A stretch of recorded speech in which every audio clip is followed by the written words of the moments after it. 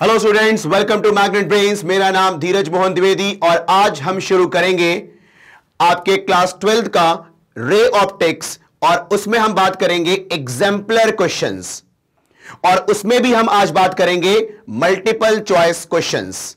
ठीक है, मैं आपको पहले बता दूं एक बात कि जैसा कि आपको पता है कि फिजिक्स का जो पेपर आता है, ठीक है, चाहे वो बोर्ड एग्जाम हो चाहे वो कॉम्पिटिटिव एग्जाम हो, जनरली हम बोलते हैं कि वो टिपिकल पेपर है। ठीक है, लेकिन एक्चुअली में क्या होता है, उसमें जो क्वेश्चंस आते हैं वो बिल्कुल कॉन्सेप्चुअल आते हैं। अब क्योंकि हम कॉन्सेप्चुअल स्टडी नहीं करते हैं इसलिए हमें वो पेपर डिफिकल्ट लगता है। ठीक है, और मैं आपको बता दूं कि एग्जाम्पलर क्वेश्चन में हर एक क्वेश्चन में आपको एक कॉन्सेप्ट दिखेगा। मतलब अगर आपने एग्जाम्पलर क्वेश्चन सॉल्व कर लिया तो आपके कॉन्सेप्ट बहुत अच्छे हो जाएंगे। ठीक है, तो बिल्कुल ध्यान से आप क्वेश्चन को देखना, उसमें क्या कॉन्सेप्ट मैं फॉलो कर रहा हूं मैं। ठीक है, तो शुरू करें, चलें देखते हैं यहां पर क्वेश्चन नंबर 1 क्या बोलता है इसके अंदर। देखो, a ray of light incident at an angle theta on a refracting face of a prism. ठीक है, प्रिज्म पे एक सरफेस पे हिट कर रहा है थीटा एंगल पे। Okay, and emerges from the other face normally. दूसरे फेस से वो कैसा निकल रहा है? नॉर्मली, मतलब परपेंडिकुलरली निकल रहा है वो। ठीक है, if the angle of prism is 5 degree and the prism is made of material of refractive index 1.5, the angle of incidence is, मतलब मुझे ये थीटा निकालना है। मेरी बात को सुनना ध्यान से। यहां पर आप बताओ, यहां पर एंगल ऑफ प्रिज्म कितना है? 5 डिग्री है, मतलब ये थिन प्रिज्म हुआ। और अगर थिन प्रिज्म है तो आपको यह पता होगा कि एंगल ऑफ डेविएशन का फॉर्मूला होता है mu -1 into A.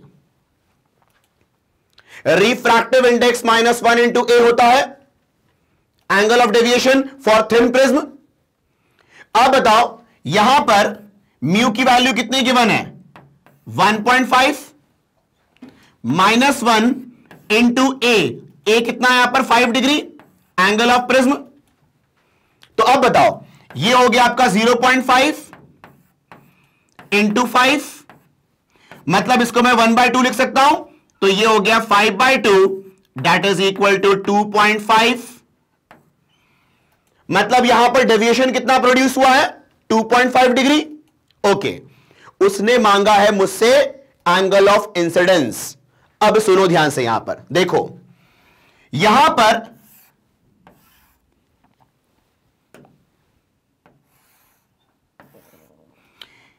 Angle of incidence उसने क्या बोला है? थीटा। और जब ये बाहर निकला है तो वो नॉर्मली निकला है ना बाहर। इसका मतलब कि यहां पर नॉर्मल भी यही है और रिफ्रैक्टेड रे भी यही है।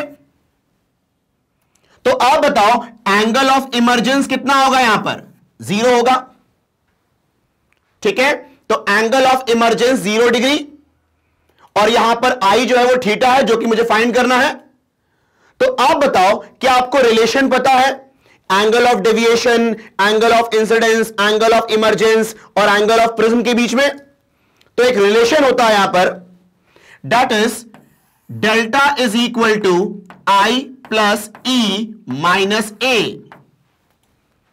ठीक है, डेल्टा की वैल्यू कितनी है? 2.5 एंगल ऑफ डेविएशन, आई यहां पर थीटा बोला हुआ है मैंने, प्लस ई कितना है? 0 माइनस ए कितना है? 5।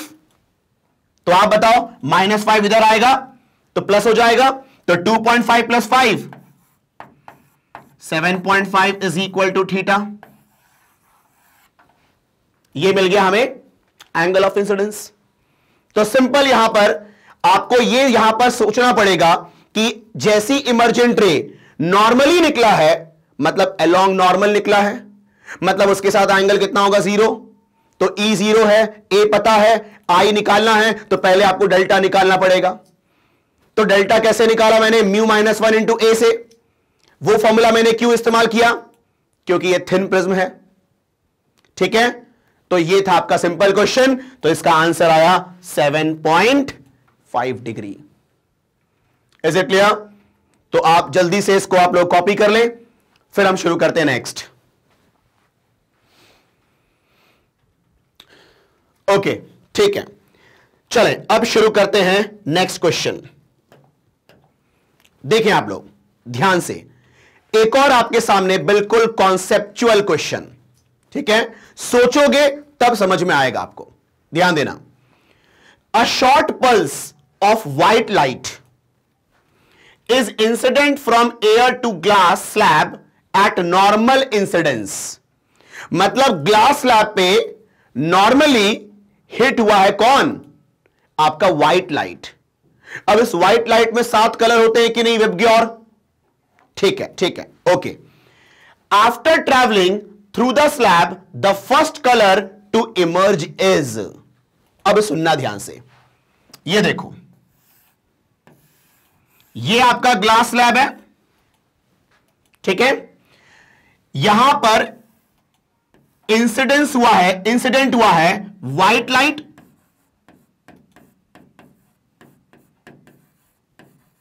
ठीक है, अब जैसे ये अंदर एंटर होगा, ठीक है, तो वहां अंदर एंटर होने के बाद वो सातों कलर एक साथ मूव नहीं करेंगे। भाई एयर में व्हाइट लाइट मतलब वो सातों कलर एक साथ मूव कर रहे थे, लेकिन जैसे ही ग्लास स्लैब के अंदर आएंगे वो सातों कलर एक साथ मूव नहीं करेंगे। तो क्यों मूव नहीं करेंगे एक साथ?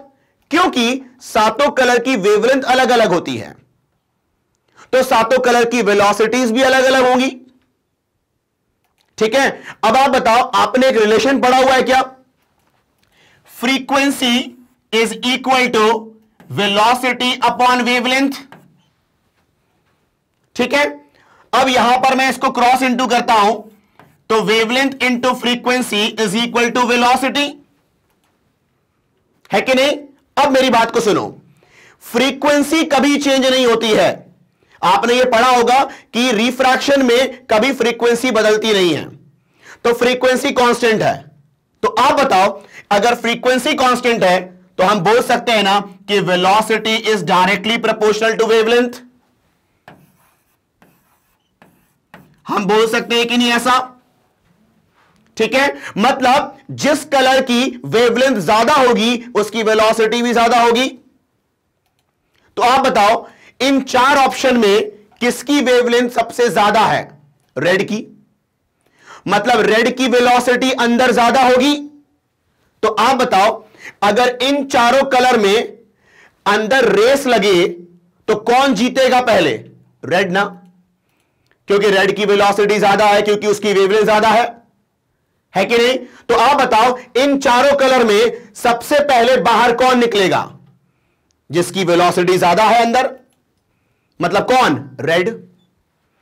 ठीक है, तो हम यहां पर कहेंगे कि since wavelength of red is maximum, therefore its velocity is also maximum, therefore it emerge first among the 4, है कि नहीं? तो बिल्कुल यहां पर यह कंसेप्चुअल क्वेश्चन था। अगर आपको यह रिलेशन पता है तो आप यहां पर यह बात कह सकते हो। ठीक है, तो यहां पर आंसर होगा रेड कलर, मतलब option D. Is it clear? ठीक है, तो यह था आपका सिंपल क्वेश्चन। अब हम बात करेंगे नेक्स्ट। पहले कॉपी कर लें इसको आप लोग।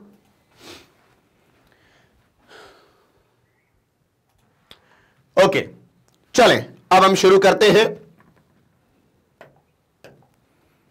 बिल्कुल ध्यान से सवाल को देखना आप लोग। यहां पर an object approaches a convergent lens from left of the lens with a uniform speed of 5 metre per second.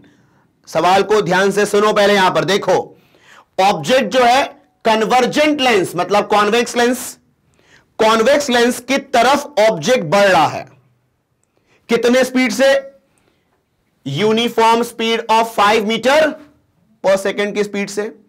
यह आपका लेंस है, यह आपका ऑब्जेक्ट है, वो लेंस की तरफ बढ़ रहा है with uniform speed 5 metre per second. ठीक है, and stop at the focus. फिर वो पास आते आते आते आते फोकस पे रुक जा रहा है। ठीक है, okay. Then the image moves away from the lens with a uniform speed of this, कि move away from the lens with uniform acceleration। ठीक है, मतलब आपको इन चारों ऑप्शन में से करेक्ट ऑप्शन बताना है इमेज को लेकर के। अब जरा सोचते हैं, अगर आपने रे डायग्राम पढ़ा होगा, ठीक है, तो आप ये बताओ, ये आपका है कॉन्वेक्स लेंस, ठीक है, ये आपका फोकस, ये आपका 2f1, ठीक है, ये आपका f2, ये आपका 2f2।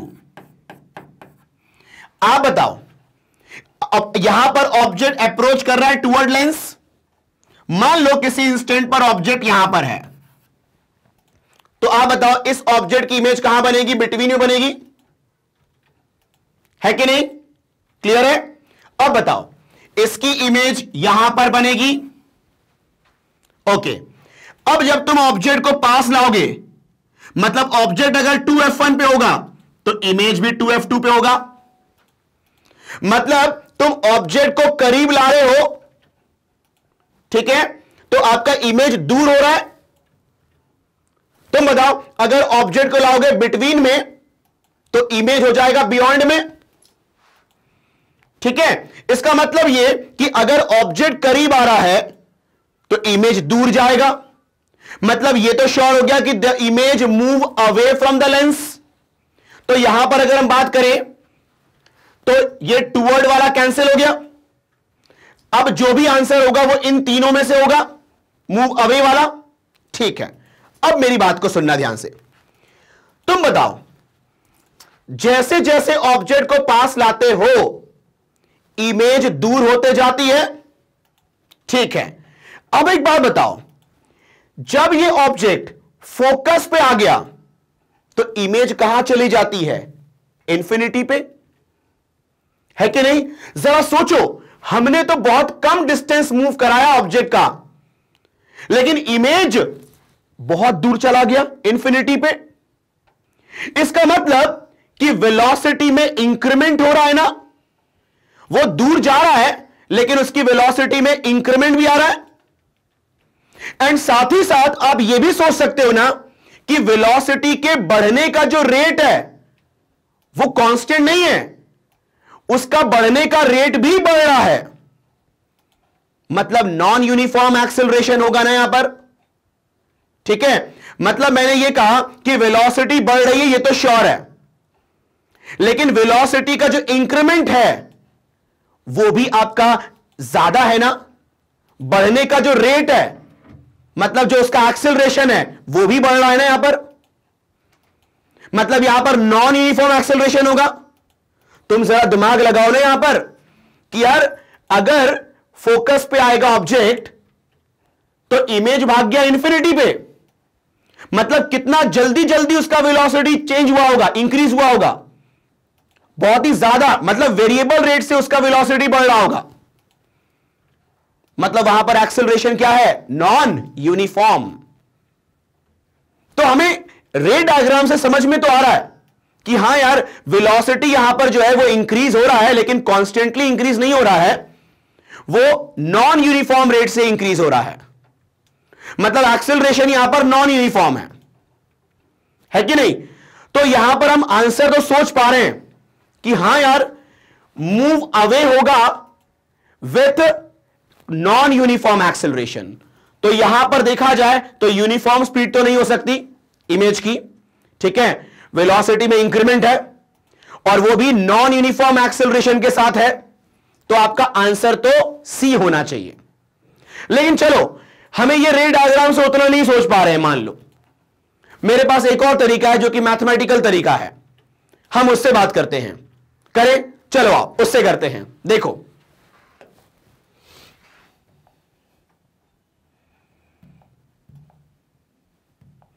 ध्यान देना बस आप लोग यहां पर।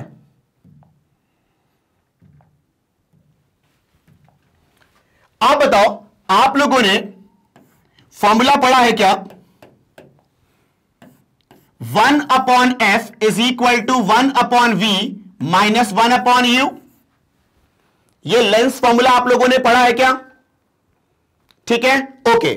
अब मुझे यहां पर इमेज की वेलोसिटी देखनी है विद रिस्पेक्ट टू ऑब्जेक्ट की वेलोसिटी।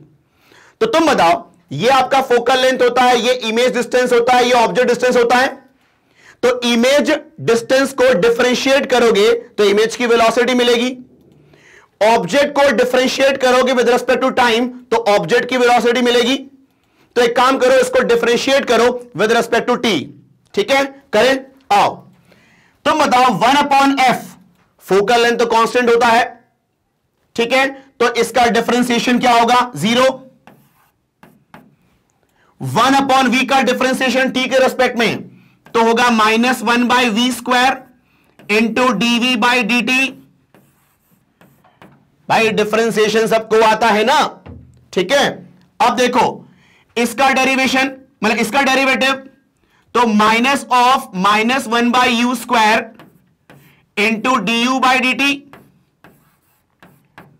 ठीक है, अब ध्यान देना, 0 इक्वल टू 1/v² माइनस में देखो dv/dt। तुम ये मत देखो, ये v वेलोसिटी नहीं है, ये v इमेज डिस्टेंस है, डिस्टेंस।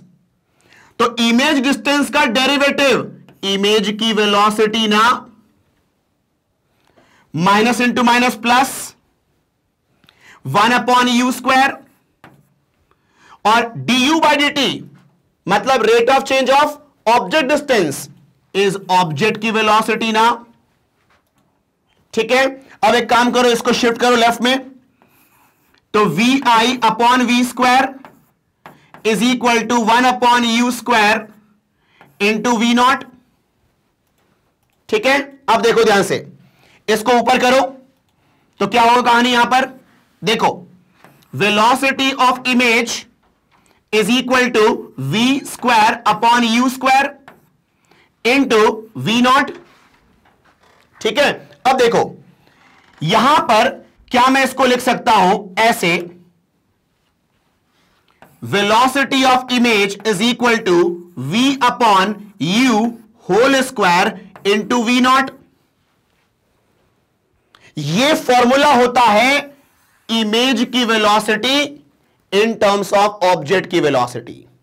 ठीक है, अब सुनो, मैं v/u को भी चेंज करने वाला हूं u और f के टर्म्स में। ठीक है, उसके लिए फिर से आओ लेंस फॉर्मूला पे, देखो ध्यान से। आप बताओ 1/f is equal to 1/v minus 1/u। ठीक है, तो यहां पर आप दोनों तरफ इंटू करो u का, तो ये हो जाएगा u/f u/v और u इंटू 1/u, 1 हो जाएगा ना भाई, दोनों तरफ तुम u का इंटू करना। ठीक है, अब बताओ u/v इज इक्वल टू 1 को इधर शिफ्ट करो तो 1 प्लस u/f, तो यहां पर एलसीएम लोगे तो कितना आएगा, f plus u/f is equal to u/v। ठीक है, तो अब बताओ v/u क्या लिख सकते हैं हम लोग, इसको पलट दिया तो ये पलट जाएगा f/u प्लस f, होगा कि नहीं होगा? तो आप क्या करोगे, v/u को इससे यहां पर रिप्लेस कर दो। तो देखो ध्यान से, यहां पर इधर देखो, velocity of image is equal to f/u plus f whole square into v0 मतलब velocity of object.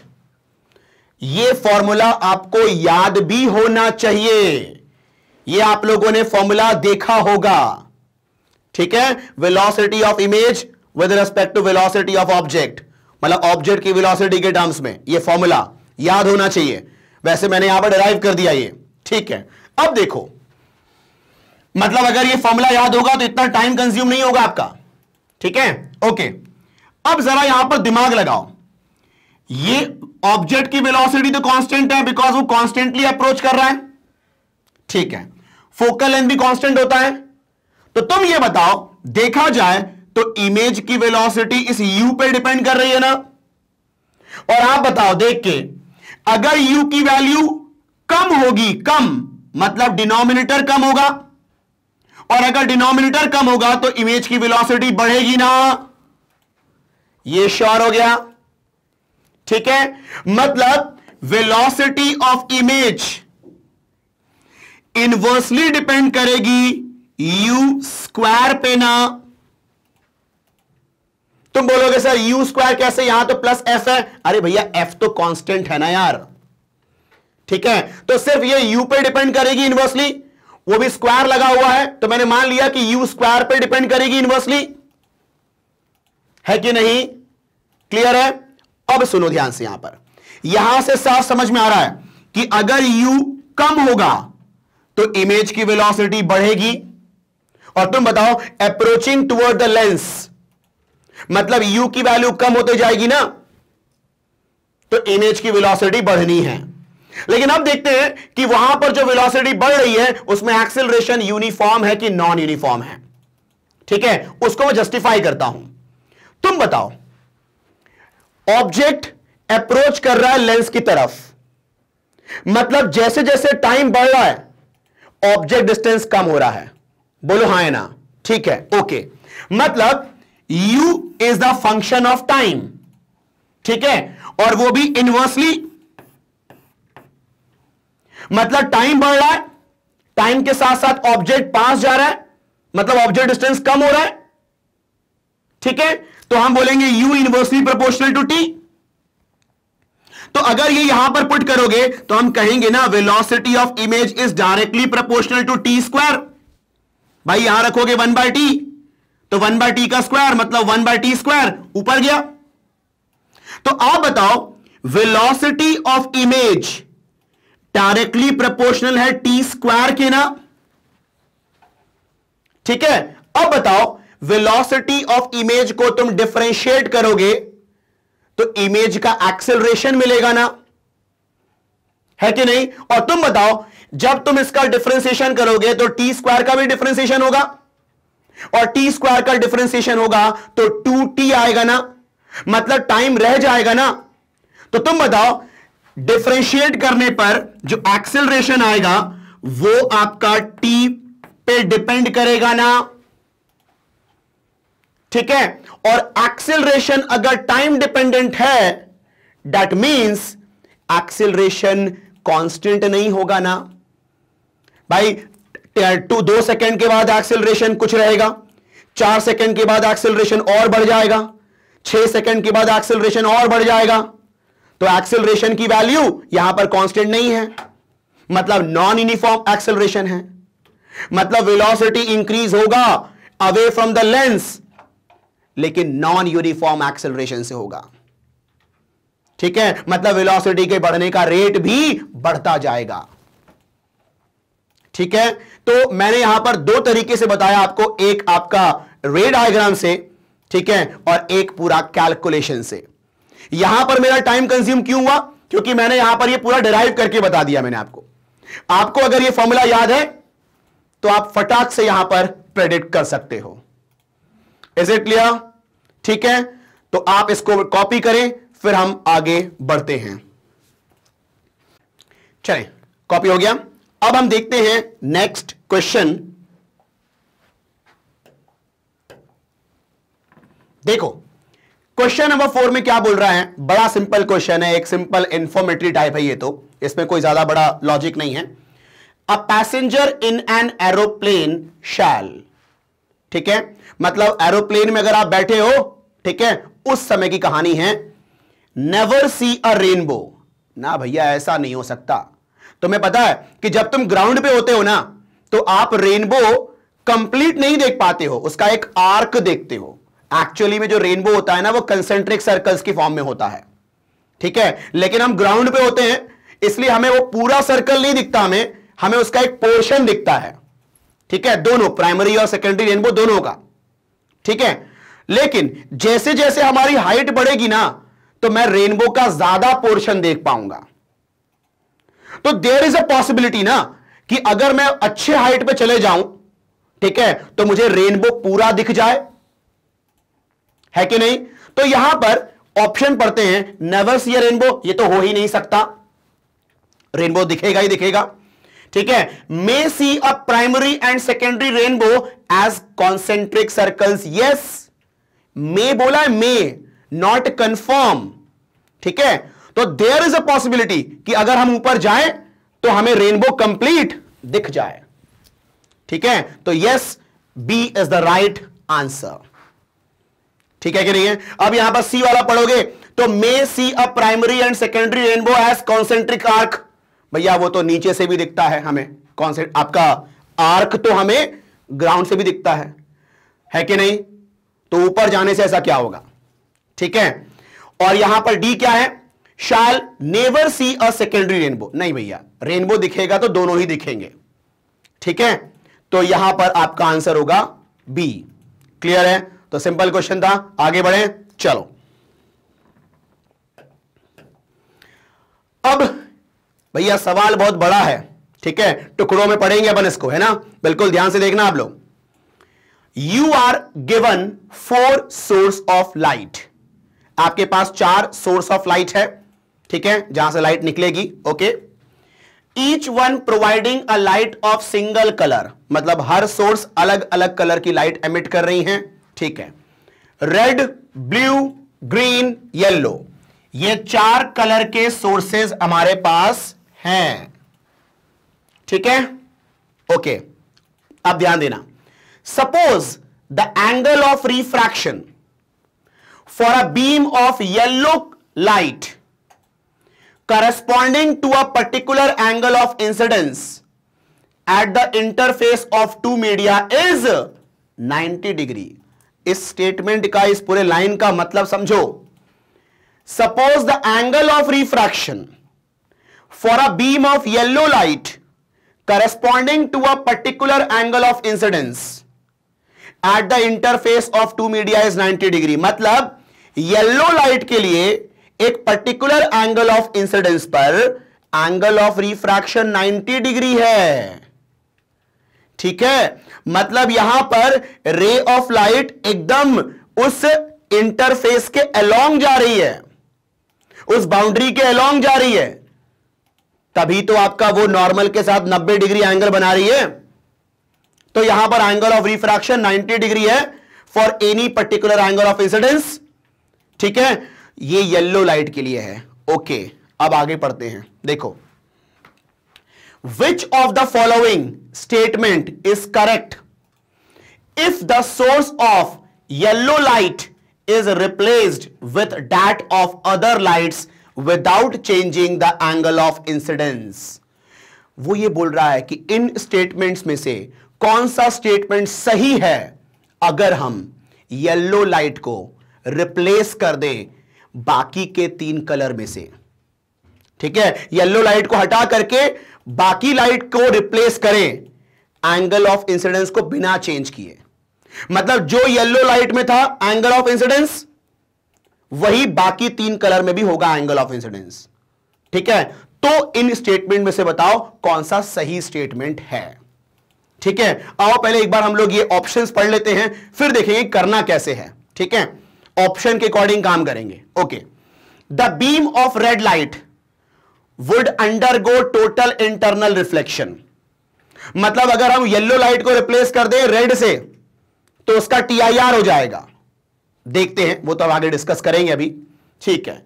The beam of red light would bend towards normal while it get refracted through the second medium, मतलब अगर हम red light से replace करते हैं yellow light को तो वो बेंड हो जाएगा टुवर्ड द नॉर्मल। अच्छा देखते हैं, आओ। The beam of blue light would undergo total internal reflection, अगर हम ब्लू से रिप्लेस करते हैं तो उसका TIR हो जाएगा, ठीक है। The beam of green light would bend away from the normal as it get refracted through the second medium, मतलब अगर हम उसको ग्रीन कलर से रिप्लेस करते हैं तो वो बेंड होगा away from the normal in the second medium, ठीक है, आओ यहां पर हम थोड़ा सा बात करते हैं। ठीक है, ध्यान देना यहां पर आप लोग देखें ध्यान से। आप बताओ,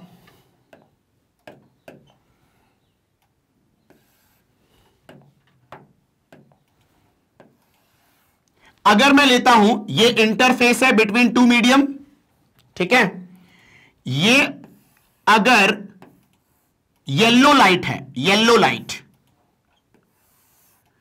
ये मान लो एंगल ऑफ इंसिडेंस है आपका आई, ठीक है। अब इस केस में एंगल ऑफ रिफ्रैक्शन कितना गिवन है? 90 डिग्री गिवन है। ओके, मतलब रिफ्रैक्टेड रे एकदम इस इंटरफेस के अलोंग जाएगा, है कि नहीं? मतलब हुई तो यहां पर बेंडिंग अवे हुई है ना, बेंडिंग अवे, मतलब ये तो श्योर है कि ये डेंसर होगा और ये रेयरर होगा, ठीक है। चलो अब आप बताओ, ये एंगल 90 डिग्री है और जब एंगल ऑफ रिफ्रैक्शन 90 डिग्री होता है उस समय जो एंगल ऑफ इंसिडेंस होता है उसे हम क्रिटिकल एंगल बोलते हैं, ठीक है। आप लोगों ने क्रिटिकल एंगल पढ़ा होगा टोटल इंटरनल रिफ्लेक्शन में, ठीक है, कि अगर किसी एंगल ऑफ इंसिडेंस पर आपका रिफ्रैक्टेड रे अलोंग द सरफेस हो जाए, मतलब 90 डिग्री अगर एंगल ऑफ रिफ्रैक्शन हो जाए तो उस एंगल ऑफ इंसिडेंस को कहते हैं क्रिटिकल एंगल, है कि नहीं? तो यहां पर ये जो एंगल ऑफ इंसिडेंस है वो येलो के लिए क्या है? क्रिटिकल एंगल है, ठीक है। और क्रिटिकल एंगल का जो फॉर्मूला होता है sine C is equal to 1 upon refractive index. N से भी शो करते हैं, म्यू से भी शो करते हैं, तो ठीक है, अगर अपन फैमिलियर म्यू से हैं तो म्यू से कर लेते हैं, ठीक है कि नहीं है? ओके, तो अब बताओ, जैसे ही अगर आप इस क्रिटिकल एंगल से ज्यादा एंगल करोगे, मतलब यही येलो लाइट अगर और ज्यादा एंगल से हिट करता तो रिफ्रैक्शन की जगह क्या हो जाएगा? रिफ्लेक्शन हो जाएगा। मतलब क्रिटिकल एंगल वो एंगल ऑफ इंसिडेंस होता है जिससे अगर आप ज्यादा करोगे एंगल ऑफ इंसिडेंस तो रिफ्रैक्शन की जगह क्या हो जाएगा? रिफ्लेक्शन हो जाएगा। उसी को बोलते हैं टोटल इंटरनल रिफ्लेक्शन, ठीक है। तो अभी बताओ, येलो के लिए तो यही कहानी है ना, ठीक है, मतलब येलो के लिए ये क्या है? क्रिटिकल एंगल है, ठीक है। लेकिन उसने बोला है कि अगर आप इस कलर को चेंज करोगे बाकी किसी कलर से, ये एंगल चेंज नहीं होना चाहिए, ठीक है। चलो अब ध्यान देना आप लोग, यहां पर मैं इसको चेंज करता हूं, पहले किससे? ब्लू से चेंज करता हूं, ठीक है। आओ, ये ब्लू है, एंगल ऑफ इंसिडेंस उतना ही रखना है, ठीक है। एक काम करो, इसको आई ना दे करके मैं इसको कुछ और देता हूं,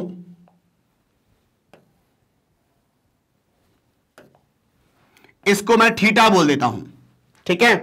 तो थीटा आपका मेंटेन रहना चाहिए, ठीक है, ओके। अब इसके साथ क्या कहानी होगी, तो मेरी बात को सुनना ध्यान से। हम कहते हैं कॉचीज, यहां पर एक रिलेशन होता है कॉचीज फॉर्मूला। कॉचीज फॉर्मूला में क्या कहा गया कि आपका refractive index is equal to A plus B by lambda square plus C by lambda की पावर 4 एंड सो ऑन। ये कॉचीज फॉर्मूला होता है, ये कॉचीज फॉर्मूला होता है ये, ठीक है। आप ये बताओ, कॉचीज फॉर्मूला से हमने क्या देखा कि ये जो आपका रिफ्रैक्टिव इंडेक्स है वो इनवर्सली प्रोपोर्शनल है किसके? वेवलेंथ के। मतलब जिस कलर का वेवलेंथ ज्यादा उसका रिफ्रैक्टिव इंडेक्स कम, है कि नहीं? And vice versa. तो आप बताओ, ब्लू कलर का जो वेवलेंथ है वो येलो से तो कम होगा ना, ठीक है कि नहीं है? तो अब बताओ, वेवलेंथ ऑफ ब्लू कलर कम है तो उसका रिफ्रैक्टिव इंडेक्स ज्यादा होगा। तो आप बताओ, इसका क्रिटिकल एंगल देखते हैं। मान लो ये C ऑफ ब्लू है, critical angle for blue colour, ये आपका 1 अपॉन रिफ्रैक्टिव इंडेक्स होगा, ठीक है। अब सुनो ध्यान से, ब्लू कलर का वेवलेंथ क्या है? कम है, तो ये कम है तो उसका क्रिटिकल एंगल क्या होगा? ज्यादा होगा, है कि नहीं? आ रही है बात समझ में आपको? यहां पर मैं क्या बोलना चाह रहा हूं कि ब्लू कलर जो है उसका वेवलेंथ कम होगा ना? आप बताओ। विबग्योर, VIBGYOR,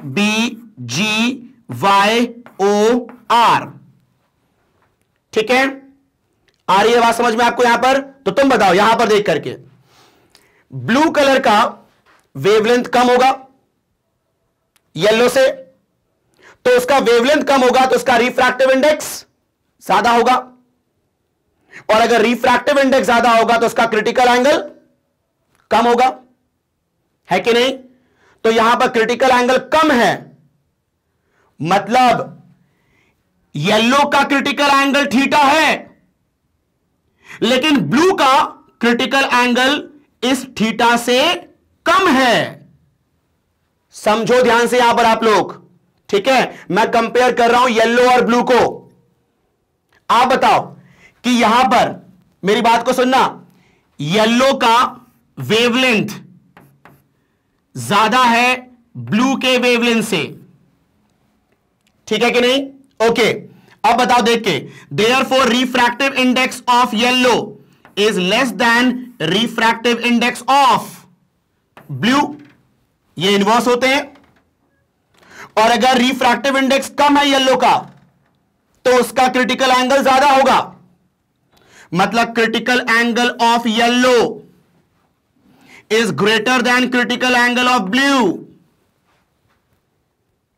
है कि नहीं? ठीक है, तो अब बताओ क्रिटिकल एंगल ऑफ येलो ज्यादा है क्रिटिकल एंगल ऑफ ब्लू से, तो आप बताओ कि ये वाला एंगल इसके क्रिटिकल एंगल से ज्यादा होगा ना, या ये बोले कि इसका क्रिटिकल एंगल इससे कम होगा? ठीक है, तो आप बताओ इससे कम होगा, मतलब मान लो ये वाला होगा क्रिटिकल एंगल उसका, ये है उसका क्रिटिकल एंगल ब्लू का, ठीक है? तो अब बताओ जो गिवन एंगल ऑफ इंसिडेंस है थीटा, वो इसके क्रिटिकल एंगल से ज्यादा है ना? और अगर क्रिटिकल एंगल से ज्यादा एंगल ऑफ इंसिडेंस हो तो आपका TIR हो जाएगा ना उसका। मतलब ब्लू कलर को अगर हम same angle of incidence as yellow hit कराएं तो उसके साथ क्या होगा? वो रिफ्लेक्ट हो जाएगा, क्योंकि वो एंगल ऑफ इंसिडेंस उसके क्रिटिकल एंगल से ज्यादा है कि नहीं? आ रही है बात समझ में? तो यहां पर मैं एक और बार समझाता हूं आपको, ठीक है? सुनना ध्यान से।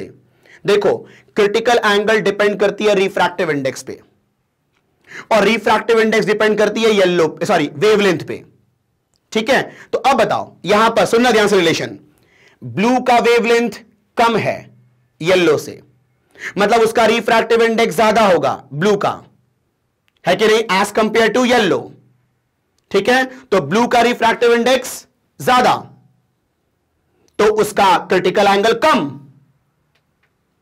है कि नहीं? क्योंकि रिफ्रैक्टिव इंडेक्स और क्रिटिकल कैसे? इनवर्सली। तो ब्लू का क्रिटिकल एंगल कम होगा एज कंपेयर टू येलो, है कि नहीं? ठीक है, तो इसका मतलब इसका क्रिटिकल एंगल अगर थीटा है तो इस थीटा से कम होगा ना ब्लू का क्रिटिकल एंगल, तो मैंने मान लिया ये है उसका क्रिटिकल एंगल, लेकिन इंसिडेंट एंगल तो वही होना चाहिए थीटा, उसने कहा है उसको चेंज नहीं करना। मतलब क्रिटिकल एंगल से ज्यादा एंगल पे ब्लू को हिट करवा रहे हो तुम, तो क्या होगा? टोटल इंटरनल रिफ्लेक्शन, है कि नहीं? तो देखते हैं यहां पर क्या ये ऑप्शन है कि अगर हम ब्लू कलर से रिप्लेस करते हैं तो उसका TIR हो जाएगा। देखते हैं, द बीम ऑफ रेड, कोई ब्लू वाला देखो, the beam of blue light would undergo total internal reflection, ठीक है? तो यहां पर अपन को आंसर मिल चुका है, दैट इज C। अगर तुम्हें चेक भी करना है बाकी के ऑप्शन भी तो आप कर सकते हो, ठीक है? वो बोलता है कि रेड लाइट भी TIR करेगा, ठीक है? सोचते हैं थोड़ा सा, आंसर मिल चुका है लेकिन बेटा थोड़ा सा डिस्कशन करेंगे तो अपना कॉन्सेप्ट और अच्छा ही होगा, ठीक है? देखो ध्यान से, आप बताओ अगर हम रेड कलर की बात करते हैं, रेड कलर की, ठीक है? तो रेड का क्रिटिकल एंगल क्या येलो के क्रिटिकल से ज्यादा होगा कि कम होगा? ठीक है, देखते हैं। आप बताओ, रेड का वेवलेंथ ज्यादा होता है तो उसका रिफ्रैक्टिव इंडेक्स कम होगा, और अगर रिफ्रैक्टिव इंडेक्स कम होगा तो उसका क्रिटिकल एंगल ज्यादा होगा। मतलब रेड का क्रिटिकल एंगल येलो से ज्यादा होगा। मतलब रेड का क्रिटिकल एंगल इतना होगा, मान लो, ठीक है, तो क्रिटिकल एंगल रेड के लिए इतना है, लेकिन जो रेड लाइट को इंसिडेंट करा रहे हो वो आपका थीटा है, क्योंकि वो तो चेंज करना नहीं है अपन को। मतलब उसके क्रिटिकल एंगल से कम एंगल पे हिट करा रहे हो, तो फिर टीआईआर थोड़ी ना होगा, फिर तो रे बाहर निकल जाएगी, अवे फ्रॉम द नॉर्मल, है कि नहीं?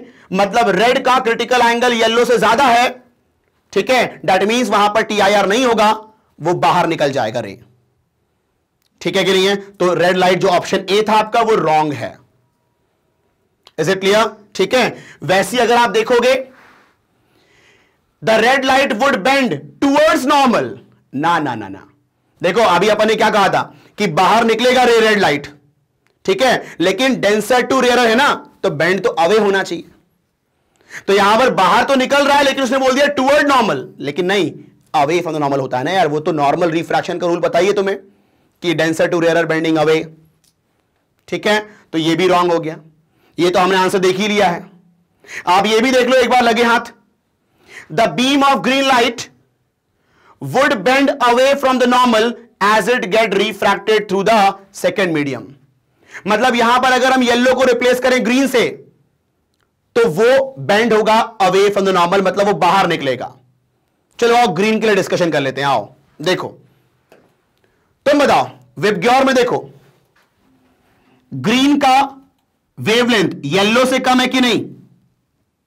ठीक है, तो ग्रीन का वेवलेंथ कम है, ग्रीन का वेवलेंथ कम है तो उसका रिफ्रैक्टिव इंडेक्स ज्यादा होगा, और उसका रिफ्रैक्टिव इंडेक्स ज्यादा होगा तो उसका क्रिटिकल एंगल कम होगा। ठीक है, मतलब ग्रीन का क्रिटिकल एंगल येलो के क्रिटिकल एंगल से कम होगा, है कि नहीं? मतलब येलो का क्रिटिकल एंगल तो ये है थीटा, इससे कम होगा किसका? ग्रीन का क्रिटिकल एंगल, है कि नहीं? तो आप बताओ, जो हिट करवा रहे हैं ग्रीन कलर को, वो तो हम थीटा भी कराएंगे, क्योंकि एंगल ऑफ इंसिडेंस चेंज करने के लिए बोला नहीं है उसने। तो आप बताओ, क्रिटिकल एंगल से ज्यादा एंगल पे हिट करवा रहे हो ना तुम ग्रीन कलर को, तो वहां पर क्या हो जाएगा? Instead of refraction, reflection takes place, है कि नहीं? मतलब ग्रीन कलर का भी टीआईआर होगा, लेकिन उसने कहा कि bending away from the normal, जो कि गलत है। ठीक है, तो यहां पर हमने सारे ऑप्शन चेक कर लिए हैं यहां पर हमने, तो हमारा आंसर आ रहा है कुल मिलाकर के सी। Is it clear?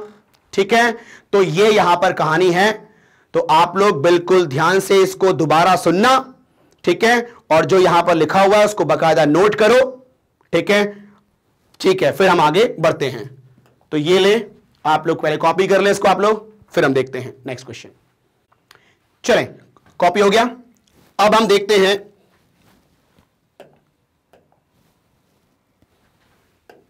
Next question, that is question number 6। देखो ध्यान से क्या बोल रहा है सवाल में। ठीक है, the radius of curvature of curved surface of a plano convex lens, मतलब एक साइड से कॉन्वेक्स है, एक साइड से प्लेन है वो। ठीक है, ओके, उसका रेडियस ऑफ कर्वेचर कितना है? 20 सेंटीमीटर।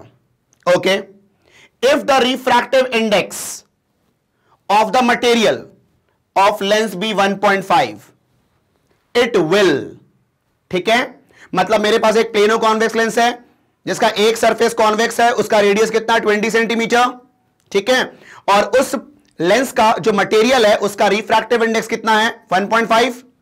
तो बताना है कि इनमें से कौन सा ऑप्शन सही होगा। ठीक है, तो it will act as a convex lens only for the object that lie on its curved side.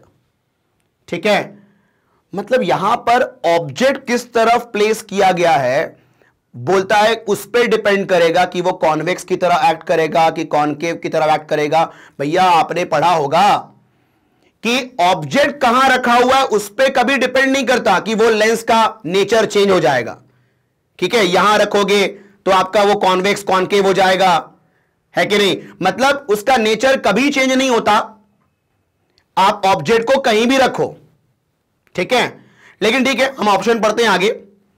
तो act as a convex lens only for the object that lie on its curved side, मतलब curved side में रखेंगे object को, ठीक है, तो आपका वो कॉन्वेक्स लेंस की तरह बिहेव करेगा। नहीं भैया, ऐसा होता नहीं है। ठीक है, act as a concave lens for the object that lie on its curved side, मतलब कर्व साइड में अगर ऑब्जेक्ट को रखे तो वो कॉन्केव की तरह बिहेव करेगा ना, ऐसा होता ही नहीं है भाई। ठीक है, जो जिस लेंस का है, जो जिस नेचर का है उसी नेचर का रहता है। ठीक है, ऑब्जेक्ट को तुम कहीं भी प्लेस करो। Okay, act as a convex lens irrespective of the side on which the object lies. तो irrespective on which the object lies, मतलब ऑब्जेक्ट कहीं भी लाई करे उससे फर्क नहीं पड़ता। मतलब ये मुझे लग रहा है कि ये सही आंसर होना चाहिए। ठीक है, एंड डी बोल रहा है act as a concave lens irrespective of side on which the object lies. देखो, irrespective of the object lies तो होना ही चाहिए आंसर में, है कि नहीं, क्योंकि ऑब्जेक्ट का पोजीशन मैटर नहीं करता उसके नेचर को लेकर के। ठीक है, लेकिन अब चूज करना है कि उसमें कॉन्वेक्स होगा कि कॉन्केव होगा। ठीक है, तो आओ एक बार हम इस लेंस का फोकल लेंथ निकालते हैं। अगर फोकल लेंथ पॉजिटिव आ रहा है, ठीक है, दैट मींस कि वो आपका क्या होगा, कॉन्वेक्स लेंस। और अगर फोकल लेंथ नेगेटिव होगा तो क्या होगा, कॉन्केव लेंस, है कि नहीं। चलो ध्यान देना आप लोग, ये देखो मैंने कहा यहां पर ध्यान देना, ये है आपका कॉन्वेक्स लेंस। ठीक है, ओके, चलो अब ध्यान देना, इसका रेडियस ऑफ कर्वेचर कितना है, 20 सेंटीमीटर। ठीक है, क्लियर है, और ये इसका रेडियस इस तरफ है तो नेगेटिव में लेंगे हम लोग। ठीक है, और ये वाला कैसा है, प्लेन है, तो इसका रेडियस कितना होगा, इंफिनिटी। तो आप लोगों ने फॉर्मूला पढ़ा होगा, lens maker formula 1/f is equal to mu minus 1 into 1/r1 minus 1/r2। ठीक है, क्लियर है। अब देखो, R1 का मतलब ये वाला रेडियस, R2 का मतलब ये वाला रेडियस। ठीक है, देखो म्यू कितना, 1.5 माइनस 1। ठीक है, ओके, यहां पर देखो 1/r1, R1 कितना, infinity, minus of 1/r2, R2 is minus 20। ठीक है, तो अब बताओ क्या होगा कहानी, ये 0.5, 1/इंफिनिटी 0, ये प्लस 1/20, तो ये हो जाएगा कितना, 0.5 को 1/2 लिख सकते हैं, और ये 1/20 मतलब हो गया 1/40, मतलब फोकल लेंथ कितना हो जाएगा, प्लस 40 सेंटीमीटर। ठीक है, तो आप बताओ यहां पर फोकल लेंथ पॉजिटिव आ रहा है 40 सेंटीमीटर, इसका मतलब ये होगा कॉन्वेक्स, और कॉन्वेक्स होगा तो होगा चाहे ऑब्जेक्ट इधर रखा हो या इधर रखा हो, मतलब कॉन्वेक्स साइड रखा हो या फिर प्लेन साइड रखा हो, उससे फर्क नहीं पड़ता है। ठीक है, ऑब्जेक्ट के पोजीशंस पे डिपेंड नहीं करता उसका नेचर, है ना, मतलब उसका फोकल लेंथ जो है वो डिपेंड करता है सिर्फ रिफ्रैक्टिव इंडेक्स पे और रेडियस ऑफ कर्वेचर्स पे डिपेंड करता है। ठीक है, तो वो चीज तो कांस्टेंट ही है यहां पर। ठीक है, तो उसका नेचर नहीं बदलेगा irrespective of their object positions, है कि नहीं, क्लियर है। तो यहां पर आंसर क्या होना चाहिए आपका, C, act as a convex lens irrespective of side on which the object lies. Simple कहानी है ये। ठीक है, चलें तो इसको नोट कर लें, फिर आगे देखते हैं हम लोग।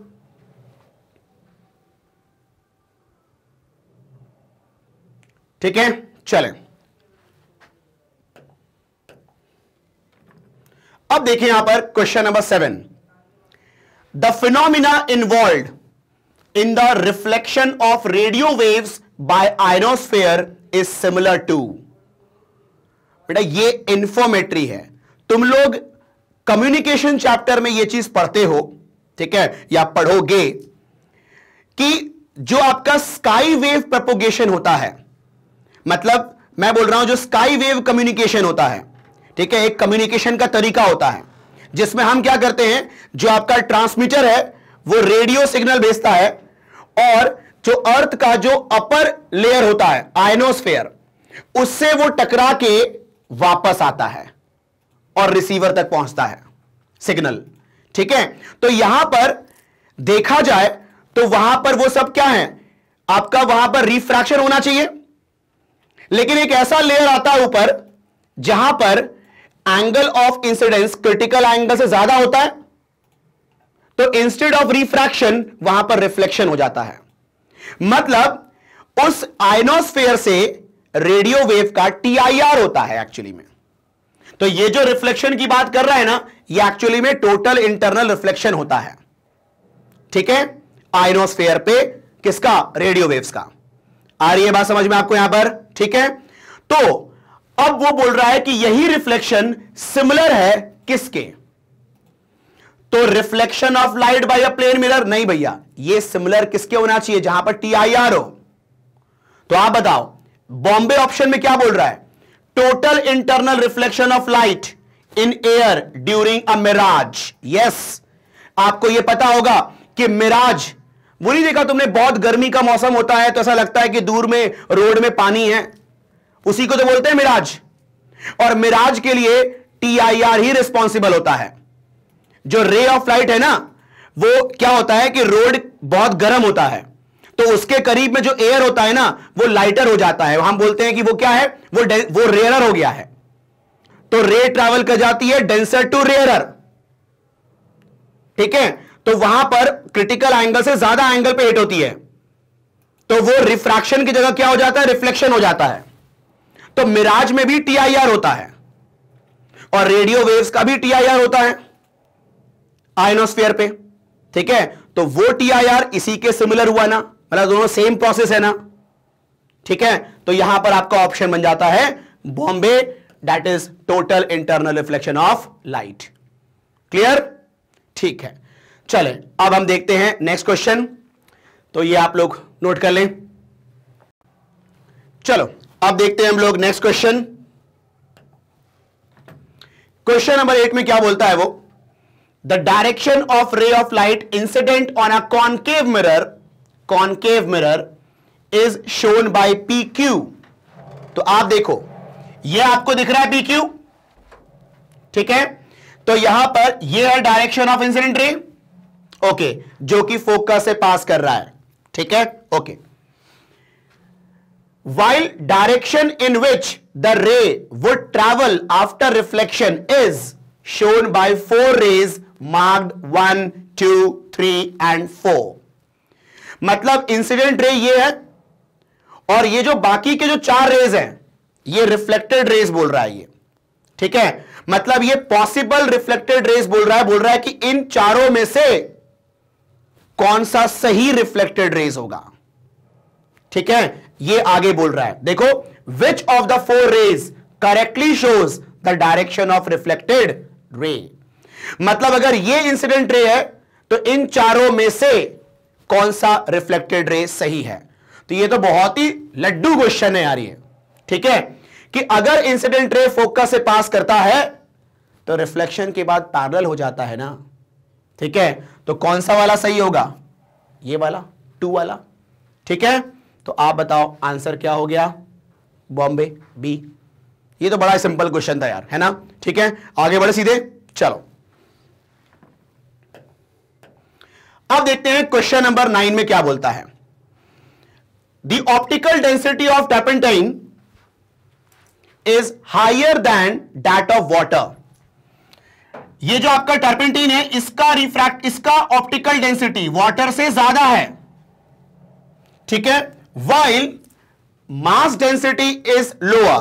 भैया मास डेंसिटी पे डिपेंड नहीं करता आपका रिफ्रैक्शन, ठीक है, डिपेंड करता ऑप्टिकल डेंसिटी पे। भाई मास डेंसिटी क्या होता है कितना मास है पर यूनिट वॉल्यूम, वो अलग कहानी है। ऑप्टिकल डेंसिटी क्या होता है, जो ये बताता है कि कितना स्पीड ऑफ लाइट को उसने अफेक्ट किया है। तो हमें बात करनी है सिर्फ ऑप्टिकल डेंसिटी को लेकर के, मास डेंसिटी की तरह सोचना भी नहीं है हमें, ठीक है।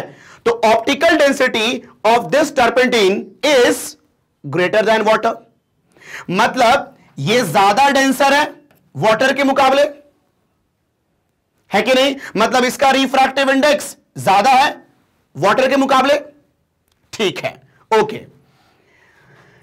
फिर बोलता है figure shows a layer of turpentine floating over water in a container for which one of the 4 rays incident on turpentine in figure the path shown is correct. मतलब इन चारों में से कौन सा रे डायग्राम सही है। अब सुनो ध्यान से, आप बताओ ये एयर क्या होगा, रेयरर एज कंपेयर टू दोनों, ठीक है। ये टर्पेंटीन क्या होगा, इसके मुकाबले डेंसर, ठीक है। और ये वाटर क्या होगा, इसके मुकाबले रेयरर। मतलब rarer to denser, denser to rarer. देखो अगर मैं इनको कंपेयर करूं तो ये ज्यादा डेंसर है, ये कम डेंसर है, मतलब इसके मुकाबले में तो ये रेयरर है ना, ठीक है। तो आप बताओ रेयरर, डेंसर, अगेन रेयरर, ठीक है। तो आप बताओ रे ऑफ लाइट आएगी rarer to denser, bending toward, फिर denser to rarer, bending away, ऐसा होना चाहिए। देखो यहां पर तो बेंडिंग टुवर्ड है, सही है, लेकिन यहां पर होना चाहिए बेंडिंग अवे, लेकिन ये सही नहीं है ना। यहां होना चाहिए बेंडिंग अवे होना चाहिए, लेकिन ये बेंडिंग क्या है, टुवर्ड है, तो ये सही नहीं है। तो 1 वाला रॉन्ग हो गया, ठीक है। 2 वाला देखो बेंडिंग टुवर्ड फिर अवे, यस 2 सही है, ये आपको आंसर मिल गया है। 3rd देखो यहां पर तो बेंडिंग कराई नहीं उसने, गलत। 4 देखो यहां पर बेंडिंग अवे, जबकि बेंडिंग क्या होना चाहिए, टुवर्ड, रेयरर टू डेंसर, तो ये वाला गलत है। तो हमारा आंसर क्या होगा, 2। तो यहां पर आंसर क्या होगा, बॉम्बे, ठीक है। सिंपल, हमें यहां पर ऑप्टिकल डेंसिटी को लेके ही बात करनी होती है, जिसका ऑप्टिकल डेंसिटी ज्यादा वो ज्यादा डेंसर, ठीक है। तो इस तरीके से आप लोग को यहां पर ये डायग्राम पहचानना है। सिंपल क्वेश्चन, ठीक है। चलें अब हम सीधे आगे बढ़ते हैं, नॉर्मल क्वेश्चन था ये, ठीक है। देखो अब जो क्वेश्चन नंबर 10 है, फिर से बहुत बड़ा क्वेश्चन आ गया है, बिल्कुल पहले समझना पड़ेगा क्वेश्चन को, फिर हम सॉल्यूशन की तरफ बढ़ेंगे। देखो ध्यान से, अ कार इज मूविंग, बिल्कुल इसको प्रैक्टिकली सोचना कि तुम्हारे साथ ही ऐसा हो रहा है, ऐसा मान लो, ठीक है। A car is moving with a constant speed of 60 km/h on a straight road, looking at the rear view mirror, वो साइड में जो होता है ना आईना, उसमें देख रहे हैं अपन, ठीक है। The driver finds that the car following him, ठीक है, is at a distance of 100 meter and is approaching with a speed of 5 km/h, ठीक है। मेरी बात को सुनना ध्यान से यहां पर, ठीक है। मान लो तुम ड्राइवर हो, तुम गाड़ी चला रहे हो, ठीक है, और तुमने अपने रियर व्यू मिरर में देखा कि पीछे से एक कार आ रही है और वो तुम्हें अप्रोच कर रही है विद स्पीड 5 km/h, ठीक है। ये 5 km/h जो है वो उस कार की एक्चुअल स्पीड नहीं है। अगर कार की एक्चुअल स्पीड 5 होती और तुम्हारी 60 होती तो कभी वो अप्रोच कर पाता क्या तुम्हें, नहीं ना, वो और पीछे होते जाता आपसे। तो लेकिन यहां पर क्या बोल रहा है कि 5 के स्पीड से अप्रोच हो रही है, मतलब उसकी स्पीड ज्यादा होगी, तुम्हारी स्पीड कम होगी, है कि नहीं, तभी तो वो अप्रोच कर पाएगा आपको।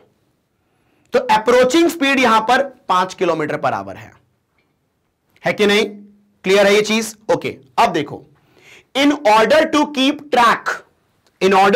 Track of the car in the rear, मतलब पीछे वाले कार को ट्रैक कर रहा है वो ड्राइवर, है कि नहीं, देख रहा है वहां पर कि हाँ उसका कैसे वो आपको अप्रोच कर रहा है, ट्रैकिंग कर रहा है वो, ठीक है। The driver begin to glance alternatively at the rear and side mirror of his car after every 2 seconds till the other car overtakes.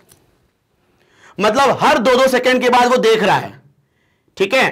तो वो क्या पा रहा है कि भैया वो कार, पीछे वाली कार जो है वो अप्रोच कर रही है, ठीक है, तुम्हें, ठीक है। हर 2-2 सेकंड में वो देख रहा है, ठीक है, कि वो पास आ रही है, और तब तक वो देखता गया जब तक उसने ओवरटेक ना कर लिया हो, है कि नहीं? ओके, अब देखो, if the 2 cars were maintaining their speeds, ठीक है, दोनों कार अपनी स्पीड मेंटेन किए हुए हैं, okay, which of the following statement is are correct. अब ये जो कहानी मैंने बोली आपको बताना है कि इन चारों ऑप्शंस में से कौन सा ऑप्शन सही है, कौन सा स्टेटमेंट सही है, ठीक है। अब मेरी बात को सुनना ध्यान से। ये रियर व्यू मिरर कौन सा मिरर होता है? कॉन्वेक्स मिरर होता है, ठीक है कि नहीं है?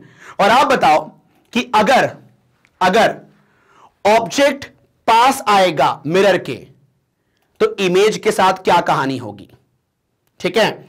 मतलब ऑब्जेक्ट की वेलोसिटी अगर कुछ है तो इमेज की वेलोसिटी क्या होगी? इंक्रीज होगी कि डिक्रीज होगी कि क्या होगी, ठीक है। चलो, इसके लिए मैं फिर से यहां पर एक डेरिवेशन करता हूं जिससे मैं इमेज की वेलोसिटी निकालूंगा, मैं इन टर्म्स ऑफ ऑब्जेक्ट की वेलोसिटी। और इसके लिए मैं यूज करूंगा कौन सा फॉर्मूला? मिरर फॉर्मूला, क्योंकि यहां पर मिरर की बात हो रही है, ठीक है। आओ देखो ध्यान से, आप देखो मिरर फॉर्मूला क्या होता है?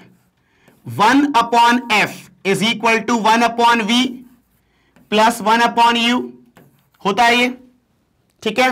डिफरेंशिएट करो विद रिस्पेक्ट टू टी, तो ये तो आपका कांस्टेंट है तो 0 हो जाएगा, -1/v स्क्वायर dv/dt, फिर ये होगा -1/u स्क्वायर du/dt। अब देखो -1/v स्क्वायर dv/dt मतलब velocity of image, -1/u square ये होगा आपका वेलोसिटी ऑफ ऑब्जेक्ट, ठीक है। अब एक काम करो, इसको इधर करो, तो velocity of image upon v square is equal to -1/u square into v0, ठीक है। अब इसको ऊपर इंटू करो, velocity of image equal to minus of v square by u square, तो क्या मैं इसको लिख सकता हूं -v/u का होल स्क्वायर इंटू v0, ठीक है। लेकिन हम अपने फॉर्मूले को कन्वर्ट करेंगे इनिशियल क्वांटिटीज के टर्म्स पे, मतलब ऑब्जेक्ट डिस्टेंस और फोकल लेंथ के टर्म्स में कन्वर्ट करेंगे हम लोग। तो v/u को u और f के टर्म्स में कन्वर्ट करना है, तो फिर से हम यूज करते हैं यहां पर कौन सा फॉर्मूला? Mirror formula. देखो 1/f is equal to 1/v plus 1/u, again मैंने यूज किया इसको, दोनों तरफ u का इंटू करो, u/f u/v और u इंटू 1/u 1। तो आप बताओ, इसको इधर शिफ्ट किया हमने, u/f -1 इक्वल टू u/v, तो यहां पर देखो u minus F upon F is equal to u/v, मतलब v अपॉन u उल्टा कर दिया मैंने, तो ये हो गया f upon u minus F, है कि नहीं? ठीक है, तो अब देखो v अपॉन u को रिप्लेस करेंगे उससे यहां पर, तो आप बताओ velocity of image is equal to minus of f upon v u minus F whole square into v0। ठीक है, अब मेरी बात को सुनो ध्यान से। तुम बताओ, जो आपकी पीछे वाली कार है वो अप्रोच कर रही है ना तुम्हारे कार को, मतलब वो ऑब्जेक्ट है और वो ऑब्जेक्ट तुम्हारे करीब आ रहा है कि नहीं? मतलब यहां पर u की वैल्यू कम हो रही है। और जरा इस रिलेशन को देखो, अगर u की वैल्यू कम हो रही है मतलब डिनोमिनेटर यहां पर कम हो रहा है, और अगर डिनोमिनेटर कम हो रहा है मतलब वेलोसिटी ऑफ इमेज इंक्रीज हो रही है। मतलब जैसे जैसे वो आपकी कार जो है, ठीक है, पास आएगी, आपको ऐसा लगेगा कि उसकी वेलोसिटी बढ़ रही है है कि नहीं? Velocity of image increases.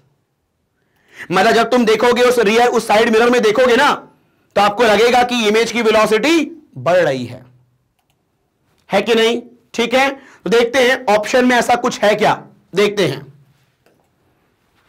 The speed of the car in the rear is 65 kilometre per our. ना ना ना भैया, आपका जो कार है उसकी स्पीड 65 एग्जैक्टली नहीं होगी। ठीक है, in the side mirror of the car in the rear would appear to approach with a speed of 5 kilometre per hour. मतलब यह बोल रहा है कि साइड मिरर में उसको हमेशा लगेगा कि 5 से ही अप्रोच कर रही है। नहीं, वो जो 5 था ना, वो किसी इंस्टेंट पे था 5, लेकिन जब वो दूरी 100 मीटर थी उस समय उसको लग रहा था कि वो 5 से अप्रोच कर रही है, लेकिन जैसे वो और पास आएगी ना तो उसको लगेगा ड्राइवर को कि और वो तेजी से आ रही है कि नहीं? ठीक है, तो देखो ये भी ऑप्शन नहीं होगा। In the rear view mirror the speed of approaching car would appear to decrease. ना ना, अपीयर टू इंक्रीज ना भाई, रियर व्यू मिरर में स्पीड जो है अप्रोचिंग की वो क्या होगी? इंक्रीज होगी ना। अभी हमने देख लिया, यहां डिक्रीज बोल रहा है, ये सही नहीं है। अब देखते हैं, लास्ट ऑप्शन ही बचा हुआ है। In the side mirror the speed of approaching car would appear to increase as the distance between the car decrease. तुम बताओ ना, कार जब पीछे से आ रही है तो तुम बताओ डिस्टेंस कम हो रहा है कि नहीं हो रहा है दोनों कार के बीच में? ठीक है, तो कैसा लगेगा कि इमेज की वेलोसिटी बढ़ रही है। अभी रिलेशन से देखा अपन ने कि अगर u आपका डिक्रीज होगा तो vi इंक्रीज होगा, है कि नहीं? तो यहां पर ऑप्शन होना चाहिए कौन सा? डी। ठीक है, इसको अगर आप रे डायग्राम से भी अगर आप सोचोगे ना तो भी यही आंसर पाओगे। ठीक है, लेकिन मैथमेटिकली हमने इसको जस्टिफाई कर दिया तो फिर तो कोई और बात करनी ही नहीं है। Is it clear? ठीक है, तो ये था हमारा क्वेश्चन नंबर 10। तो एक बार आप ये कॉपी कर लें, फिर हम आगे बढ़ते हैं।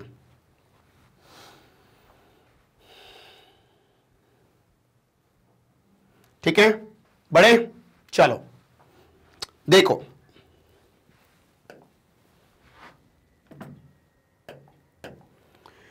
क्वेश्चन नंबर 11 में क्या कहता है वो, ध्यान देना। There are certain material developed in laboratories which have a negative refractive index. Refractive index negative बोल रहा है वो। ठीक है, मतलब ऐसा मटेरियल प्रिपेयर किया है लेबोरेटरी में जिसका रिफ्रैक्टिव इंडेक्स नेगेटिव है। Okay, a ray incident from air medium 1 into such a medium 2, ठीक है, shall follow a path given by। मतलब ये कि अगर उस मटेरियल का रिफ्रैक्टिव इंडेक्स नेगेटिव है, ठीक है, तो उसमें जब रे ऑफ लाइट एयर से एंटर होगी तो कौन सा पाथ होगा इनमें से?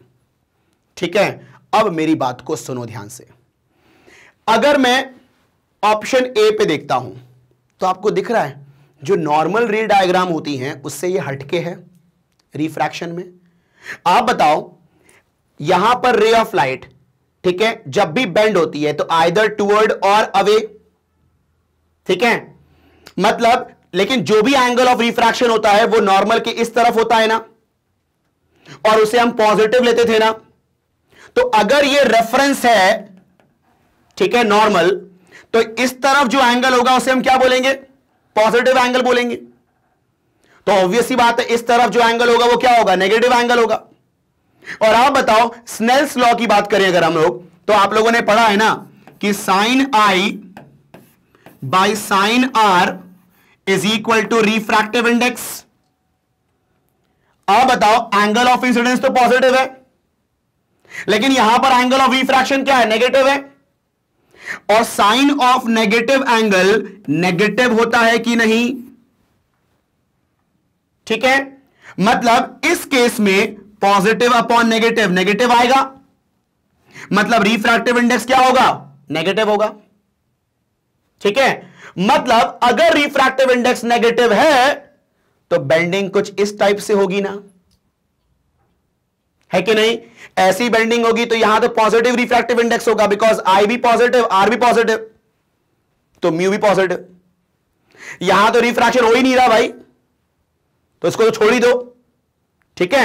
यहां देखो, यहां पर तो अलोंग नॉर्मल जा रहा है वो, तो ये तो एंगल 0 डिग्री हुआ ना, ठीक है। तो यहां पर नेगेटिव एंगल थोड़ी ना बोलेंगे एंगल ऑफ रिफ्रैक्शन को, ठीक है। तो इन चारों में एंगल ऑफ रिफ्रैक्शन नेगेटिव यहां पर है, तो यहीं पर आपका रिफ्रैक्टिव इंडेक्स नेगेटिव होगा, ठीक है। मतलब option A is the right answer. उसने बोला ना कि भैया अगर नेगेटिव रिफ्रैक्टिव इंडेक्स है मटेरियल का तो इनमें से कौन सा रे डायग्राम होगा, तो यही वाला होगा, ठीक है कि नहीं? तो ए इज द राइट आंसर, ठीक है। तो ये है हमारा क्वेश्चन नंबर 11, ठीक है। तो इसको कॉपी कर लें, फिर हम आगे बढ़ते हैं। कॉपी हो गया, ठीक है। अब हम देखते हैं नेक्स्ट। चलें अब देखते हैं हम लोग क्वेश्चन नंबर 12।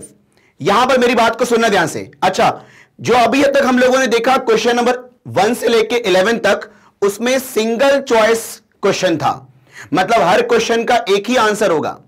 लेकिन अब जो क्वेश्चन है क्वेश्चन नंबर 12 से लेके क्वेश्चन नंबर 16 तक, इसमें अपन को मोर देन वन आंसर हो सकते हैं, ठीक है। मतलब यहां पर अपन को हर ऑप्शन को चेक करना होगा, ठीक है। चलो तो शुरू करें।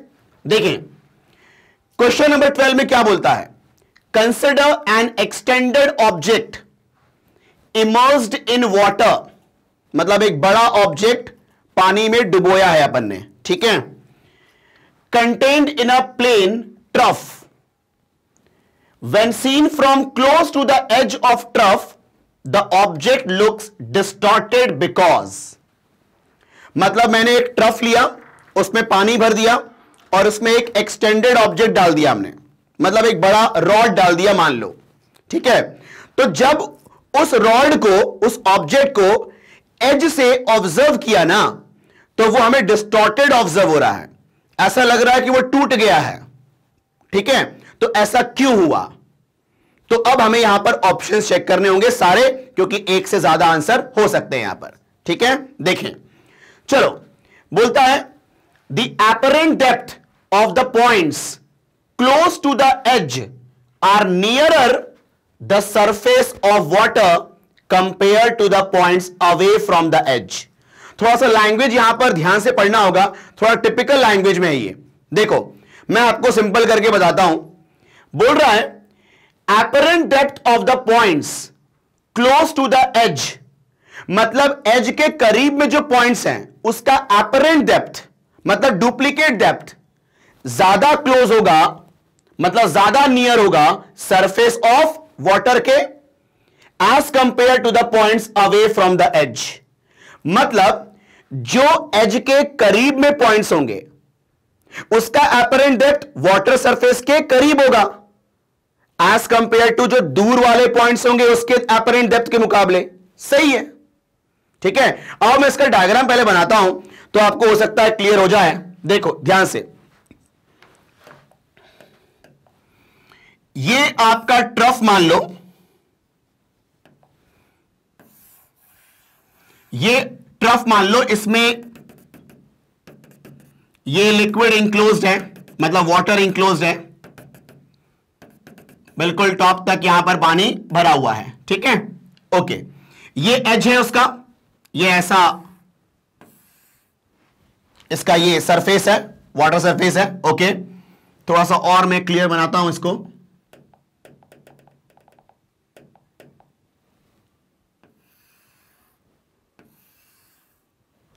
ठीक है, अब यहां पर देखो ध्यान से, ये पूरा पानी भरा हुआ है इसमें, ठीक है। तो ये एज कहलाता है।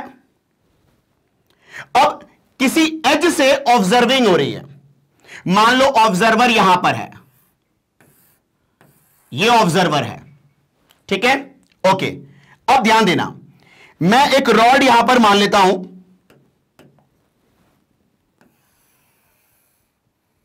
ये रॉड है, इसको इमर्स किया हुआ है पानी में, ठीक है कि नहीं, एक्सटेंडेड ऑब्जेक्ट है ये।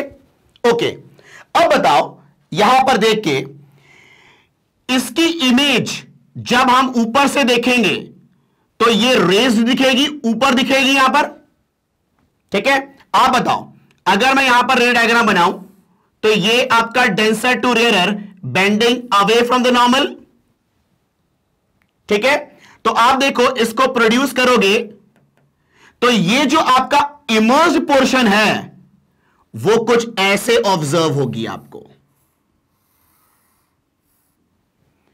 मतलब यहां पर जो एक्चुअल ऑब्जेक्ट है वो रेस दिखेगी, मतलब ये दिख रहा ना कि टूट गया, ये डिस्टॉर्टेड फॉर्म में दिखेगी अपन को ये ऑब्जेक्ट, ठीक है। चलो अब उसने जो पहला ऑप्शन दिया था, apparent depth of the point near to या क्लोज टू एज, मतलब इस एज के करीब में अगर कोई पॉइंट होगा, मान लो ये एज के करीब पॉइंट है, तो रिफ्रैक्शन की वजह से ये और ऊपर दिखेगा ना, मतलब जो करीब वाला पॉइंट है वो थोड़ा सा और ऊपर दिखेगा, मतलब सरफेस ऑफ वाटर के करीब होगा वो, as compare to apparent depth of the far point. तुम बताओ यहां पर दो पॉइंट है, एक पॉइंट मैंने ये वाला मान लिया, एक पॉइंट मैंने ये वाला मान लिया, तो ये नियर टू एज है और ये फार फ्रॉम एज है। तो आप बताओ इसका एपरेंट पोजीशन क्या होगा, और ऊपर आएगा, और इसका एपरेंट पोजीशन यहां कहीं होगा। तो आप बताओ इस वाले पॉइंट का एपरेंट पोजीशन ऊपर आएगा, मतलब near to edge, near to surface of water, as compare to इसके एपरेंट डेप्थ से, मतलब हमारा ऑप्शन ए सही है, ठीक है। तो ए आंसर तो सही है हमारा, ये तो सही बोल रहा है, मतलब एक आंसर ए तो हो जाएगा, ठीक है। अब अपन को ऑप्शन बी भी चेक करना है भाई, मोर देन वन करेक्ट है, सारे ऑप्शन को चेक करना होगा अपन को, ठीक है। देखो ध्यान से, the angle subtended by the image, image के द्वारा जो एंगल बना रहा है, ठीक है, of the object at the eye is smaller than actual angle subtended by the object in air। मतलब इमेज के द्वारा जो एंगल बन रही है आंखों पे वो कम होगी एक्चुअल ऑब्जेक्ट के द्वारा एंगल जो बनाई गई है आई पर। मतलब अगर पानी नहीं होता ना, उस समय जो एंगल बना है वो ज्यादा एंगल होगा एज कंपेयर टू इमेज का जो एंगल था उससे, मतलब इमेज का एंगल फॉर्म्ड कम होगा। देखते हैं कम होगा क्या वाकई में, देखो आप बताओ, देख के यहां पर अगर मैं बात करूं, ये इमेज है और अगर ये पानी नहीं होता तो ये होता आपका ऑब्जेक्ट। तो आप खुद बताओ, यहां देखो ये आपका एक्चुअल ऑब्जेक्ट है, ये मान लो आई है, ठीक है। तो एंगल फॉर्म्ड कितना होता, ये एंगल सबटेंड होता, लेकिन अब इसका इमेज ऐसा आ गया है, तो अब जो एंगल सबटेंडेड होगा वो ऐसा होगा, मतलब एंगल रिड्यूस हो गया ना यहां पर। तो यस, ऑप्शन बी भी सही है, angle subtended by the image at the I is smaller than angle subtended by the object in air. Air मतलब जब पानी नहीं है तब की बात हो रही है, ठीक है। तो यहां पर ऑप्शन ए भी सही है, सॉरी ऑप्शन बी भी यहां पर आपका सही है। तो ए भी सही, बी भी सही। अब एक बार चेक कर लेते हैं ऑप्शन सी को लेके, देखते हैं। Some of the points of the object far away from the edge may not be visible because of total internal reflection.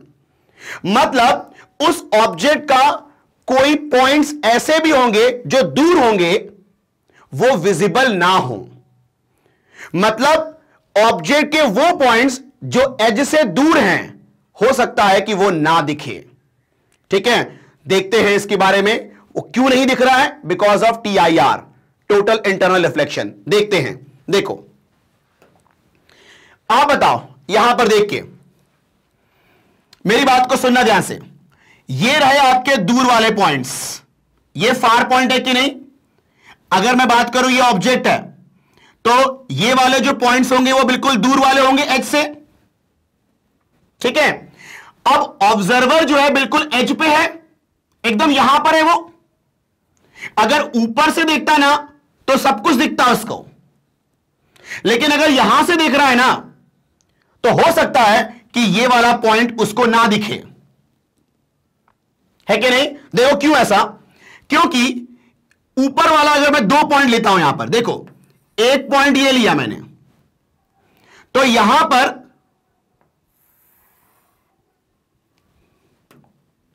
ध्यान देना, ये मैंने बोला ये वो पॉइंट है, यहां से बेंडिंग हो रही है अवे फ्रॉम द नॉर्मल, तो रेस पहुंच रही है, ठीक है।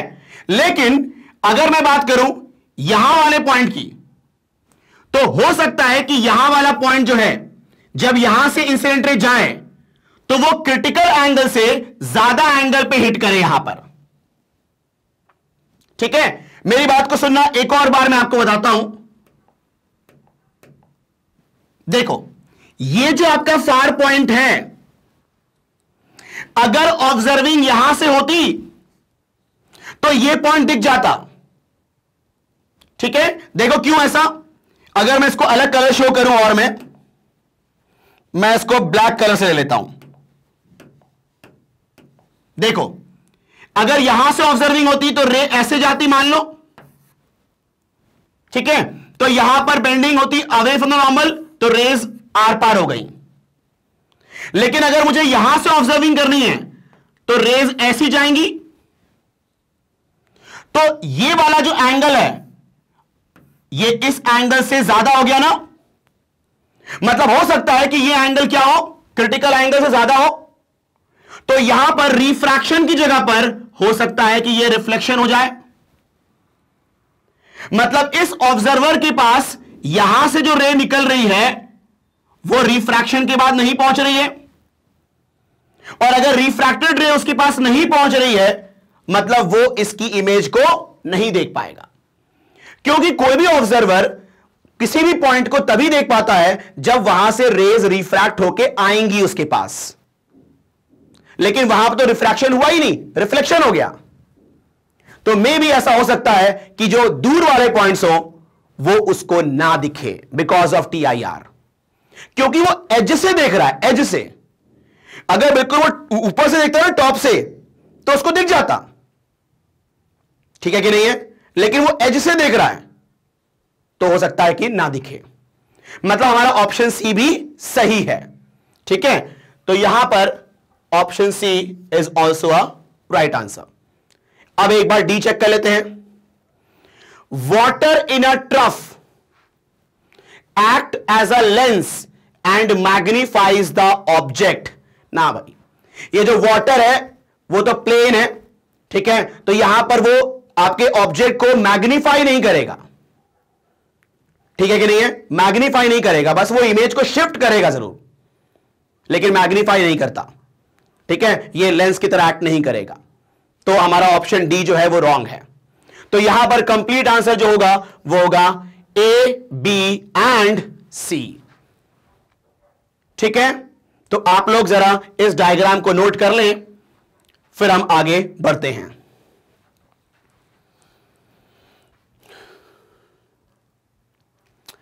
ठीक है, चलें, अब ध्यान देना आप लोग, यहां पर मूव करते हैं नेक्स्ट क्वेश्चन की तरफ। क्या बोलता है इसके अंदर, देखो ध्यान से।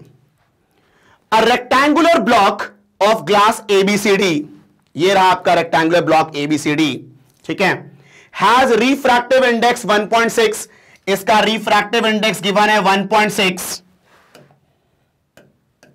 ठीक है, 1.6 का रिफ्रैक्टिव इंडेक्स है, okay.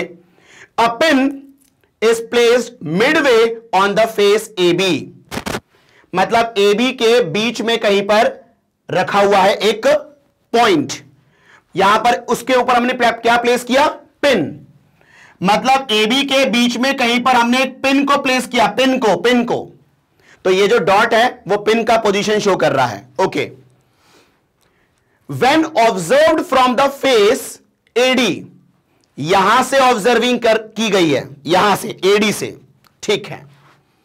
The pin shall appear to be near A, मतलब यहां से जब ऑब्जर्व करेंगे, ठीक है, तो क्या यह पिन ए के करीब दिखेगा, क्या वो डी के करीब दिखेगा,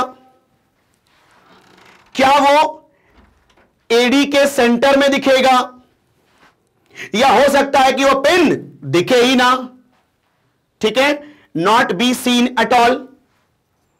तो बेटा यहां पर अपन को कैलकुलेशन करनी होगी, तब जाके कहानी समझ में आएगी, ठीक है। चलो, तो इसको आप देखो ध्यान से, मैं पूरा बताता हूं, यहां पर देखना ध्यान से, बिल्कुल देखें। यह है आपका एक रेक्टेंगुलर ब्लॉक है, ये this is A B C D, ठीक है। अब ध्यान देना, वो जो पिन है वो यहां कहीं पर है, इसको मैं अलग कलर शो करता हूं, ब्लैक से कर लेता हूं। ये आपका पिन है, ये पिन है, ठीक है। चलो, अब देखते हैं कि यहां से ऑब्जर्विंग हो रही है, तो क्या ये पिन दिखेगा, या दिखेगा तो ए के करीब में होगा, कि डी के करीब में होगा, कि एडी के बीच में होगा, ये अपन को पता लगाना है। तो यहां पर अपन को रे डायग्राम बनाना पड़ेगा। देखो, अब पिन क्योंकि ऑब्जेक्ट है तो रेज यहीं से निकलेगी, ठीक है।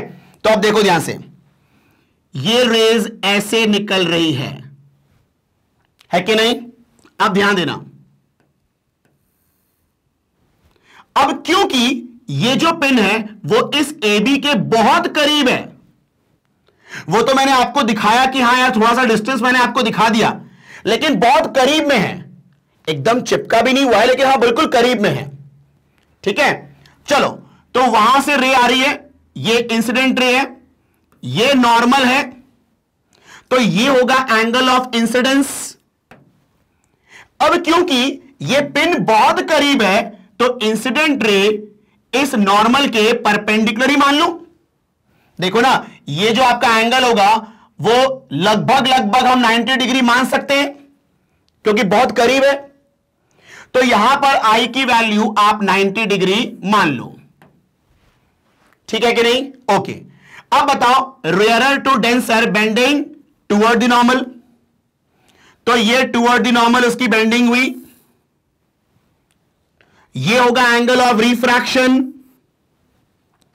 ठीक है। आओ एंगल ऑफ रिफ्रैक्शन कैलकुलेट करते हैं, ठीक है। ध्यान देना बस यहां पर। अब बताओ, स्नेल्स लॉ क्या कहता है, sine I by sine R is equal to refractive index, और इसका रिफ्रैक्टिव इंडेक्स कितना गिवन था, 1.6, तो 1.6, यहां पर आई की वैल्यू कितनी है, 90 डिग्री, तो ये हो गया sine 90 degree upon sine R is equal to 1.6। अब आप देखो, साइन 90 की वैल्यू 1, तो 1 upon 1.6 is equal to sine R, ठीक है। मतलब ये हो गया आपका 10/16, मतलब कैंसिल कर दिया तो ये हो गया 5/8, ठीक है। तो साइन आर की वैल्यू हो गई 5/8। अब यहां पर आर की एग्जैक्ट वैल्यू कैसे निकाल पाओगे, स्पेसिफिक तो है नहीं, तो अपन थोड़ा सा अप्रोक्सीमेट करते हैं। देखो 5/8 का मतलब होता है 0.6 समथिंग, और 0.6 समथिंग, और साइन 30 की वैल्यू होती है 1/2 मतलब 0.5, और साइन 45 डिग्री होती है कितनी, 1/√2, मतलब रैशनलाइज करोगे तो √2/2, मतलब 1.414 अपॉन 2, 0.7 होता है। तो साइन 45.7 समथिंग, और आपका नहीं, आपका साइन 45 होगा कितना, 1.414 अपॉन 2 मतलब 0.7 समथिंग, और साइन 30 कितना, 0.5, तो 0.5 और 0.7 के बीच में आएगा 0.6, मतलब यहां पर जो एंगल होगा वो 45 डिग्री और 30 डिग्री के बीच में होगा, है कि नहीं? तो अपन एक काम करते हैं, राउंड फिगर में ऐसा कुछ मान लें, आर की वैल्यू नियरली 30 और 45 के बीच में, तो 37 डिग्री के आसपास मान लें अपन, नियरली मान लिया मैंने, ठीक है। चलो, तो आर की वैल्यू 37 डिग्री के आसपास, ओके। अब देखो यहां पर जब ये रिफ्रैक्टेड रे इस वाले सरफेस को हिट करेगा तो फिर से रिफ्रैक्शन होना चाहिए, है कि नहीं? अब ये होगा डेंसर टू रेयरर, तो bending away from the normal. लेकिन एक बार देख लेते हैं कि जब भी रे डेंसर टू रेयरर आती है तो एक बार जरूर चेक कर लेना चाहिए कि कहीं एंगल ऑफ इंसिडेंस यहां पर क्रिटिकल से ज्यादा तो नहीं है। तो पहले काम करते हैं, इसका क्रिटिकल एंगल निकाल लेते हैं इस रेक्टेंगुलर ब्लॉक का। तो क्रिटिकल एंगल कैसे निकालते हैं, देखो, sine C is equal to 1 upon refractive index, ये फॉर्मूला होता है क्रिटिकल एंगल निकालने का। तो आप बताओ, sine C is equal to 1 upon refractive index कितना है? ये आपका 1.6, मतलब अगेन 10/16, मतलब अगेन 5/8। मतलब यहां पर भी अगर अप्रोक्सीमेशन करेंगे सेम कहानी होगी, तो C इज नियरली 37 डिग्री, मतलब क्रिटिकल एंगल कितना है? 37 डिग्री। मतलब 37 डिग्री से ज्यादा एंगल पे अगर हिटिंग हो रही होगी तो रिफ्रैक्शन नहीं होगा, वहां पर क्या हो जाएगा? रिफ्लेक्शन। देखते हैं, अब आप देखो यहां पर नॉर्मल मैंने बनाया, अब ये रहा आपका नॉर्मल, इसको एक्सटेंड कर दो, तो ये दोनों नॉर्मल जब मिलेंगे तो 90 डिग्री बनाएंगे। अब आप बताओ ये कितना आया है हमारा? 37 डिग्री, ये 90 है, तो ये कितना आएगा एंगल सम प्रॉपर्टी से? तो आप बताओ 90 में से माइनस करो 37, तो 90 में 30 माइनस किया 60, फिर 7 माइनस करो, कितना होगा? 53। ये 53 डिग्री है, ठीक है। और क्रिटिकल एंगल कितना है यहां का? 37 डिग्री।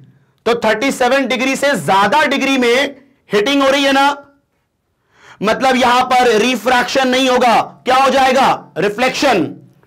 तो यहां पर रिफ्लेक्शन हो जाएगा, मतलब TIR टेक्स प्लेस। इसका मतलब रेज आर पार जाएगी ही नहीं, और अगर रेज आर पार जाएगी नहीं मतलब ये पिन यहां से दिखेगा ही नहीं। Is it clear? मतलब pin not seen at all because of TIR। Is it clear? तो यहां पर साफ साफ दिखता है option D, not be seen at all. Is it clear? तो ये था आपका सिंपल क्वेश्चन। सिंपल तो नहीं, लेकिन हां दिमाग तो लगा है इसमें, नो डाउट। और एग्जाम्पलर के क्वेश्चन ऐसे ही होते हैं, दिमाग को बिल्कुल हिला देगा आपके, ठीक है। चलो, तो पहले इसको आप लोग नोट कर लें, फिर हम आगे बढ़ते हैं। नोट करें, चलो हो गया कॉपी। अब हम देखते हैं नेक्स्ट क्वेश्चन क्या बोलता है इसमें। देखो क्वेश्चन नंबर 14 में क्या बोलता है?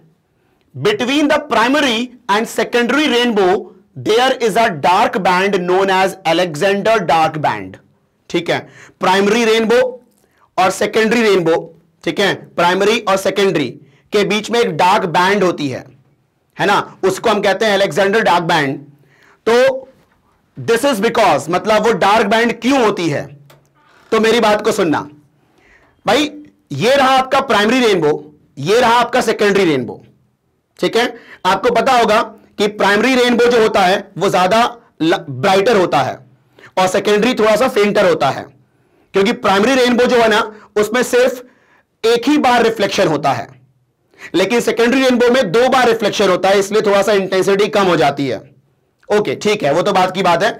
ओके, अब होता क्या है कि प्राइमरी रेनबो और सेकेंडरी रेनबो के बीच में डार्क बैंड क्यों बन रही है? क्या वहां पर सन की लाइट स्कैटर होकर पहुंच नहीं रही है क्या? बिल्कुल पहुंच रही है, लेकिन होता क्या है, जितनी भी रेस पहुंच रही है स्कैटरिंग के बाद ना, वो जब मिलती है आपस में तो वहां का जो नेट वेव है वो गायब हो जाता है। इसका मतलब वहां पर जब स्कैटर्ड लाइट आपस में मिलती हैं वो डिस्ट्रक्टिव फॉर्म में मिलती हैं। डिस्ट्रक्टिव का मतलब यह होता है, आपको यह तो पता होगा कि लाइट वेव, ठीक है, लाइट वेव जो है वो ट्रांसवर्स वेव को फॉलो करती है कि नहीं? उसमें क्रेस्ट एंड ट्रफ होते हैं। तो आप बताओ ना कि अगर मैंने कहा यह है मान लो एक लाइट वेव का क्रेस्ट एंड ट्रफ, ठीक है, ओके। अब दो दूसरा लाइट वेव है, अगर मान लो वो ऐसा है,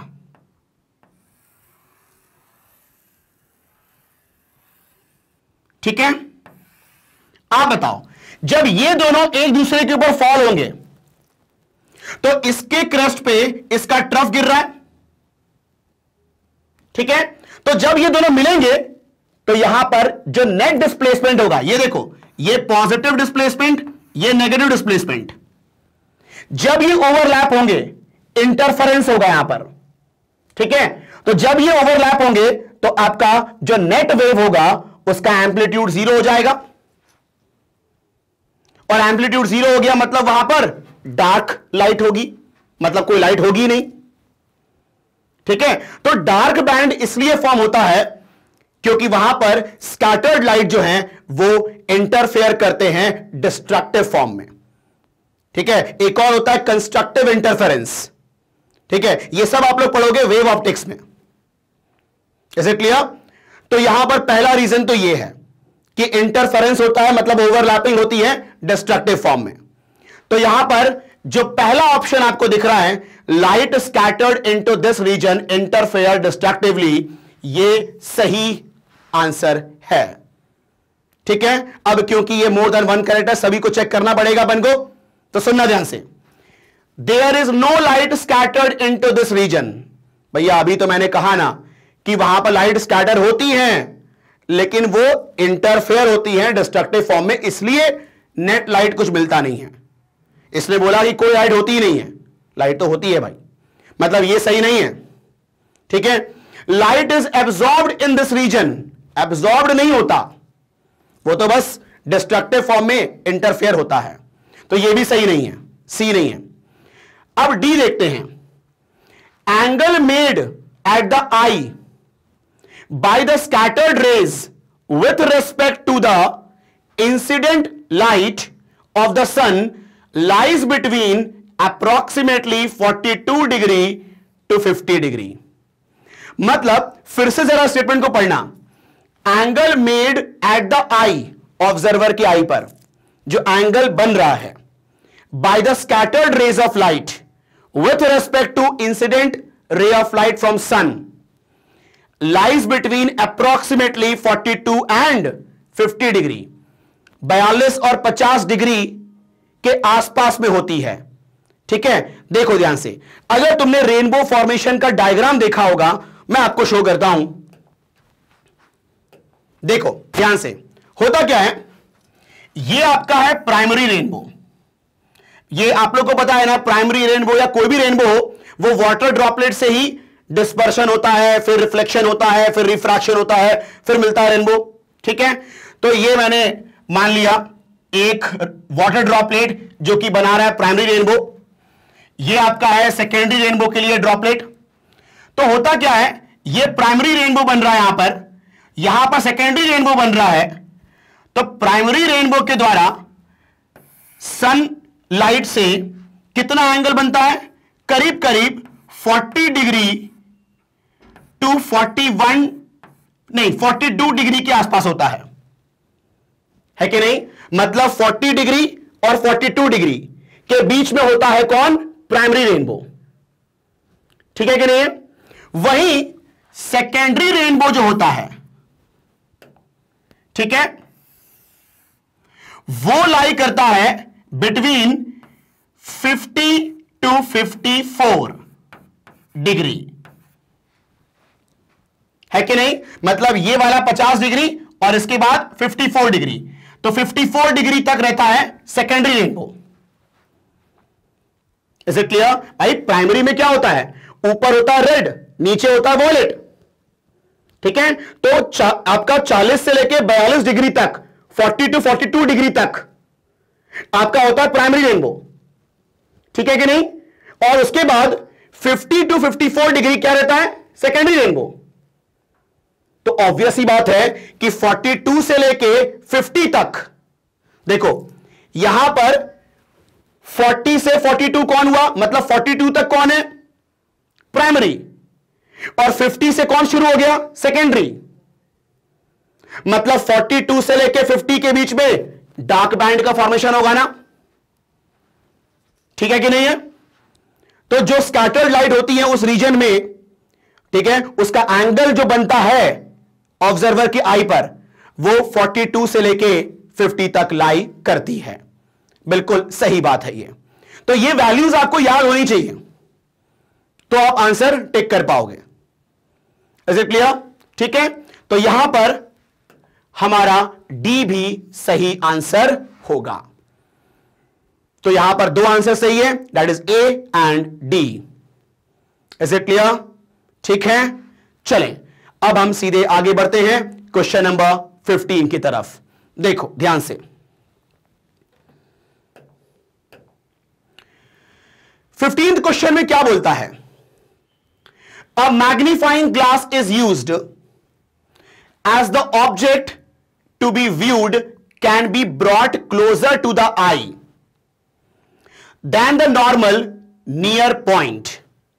सुनना ध्यान से, मैग्नीफाइंग ग्लास का हम इस्तेमाल करते हैं to see the object which is closer than near point. आप बताओ, नॉर्मल जो आई है उसका नियर पॉइंट कितना होता है, 25 सेंटीमीटर।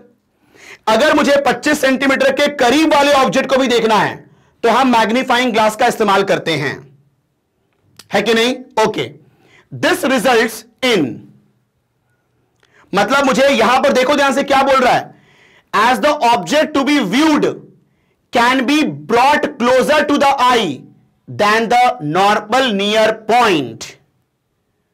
मतलब मुझे 25 सेंटीमीटर के पास वाले ऑब्जेक्ट को भी देखना है, ठीक है। तो this result in a larger angle to be subtended by the object at the eye and hence viewed in greater detail। Obvious ही बात है भैया, अगर ऑब्जेक्ट पास में है तो ज्यादा एंगल सबटेंड होगा आई पर, दूर होगा तो एंगल कम सबटेंड होगा, ठीक है। तो अगर पास है तो एंगल ज्यादा सबटेंड होगा, बात सही है, ठीक है, तभी हम उसको क्लियरली देख पाएंगे इन ग्रेटर डिटेल, है ना। मतलब यहां पर ऑप्शन ए तो सही है, ठीक है।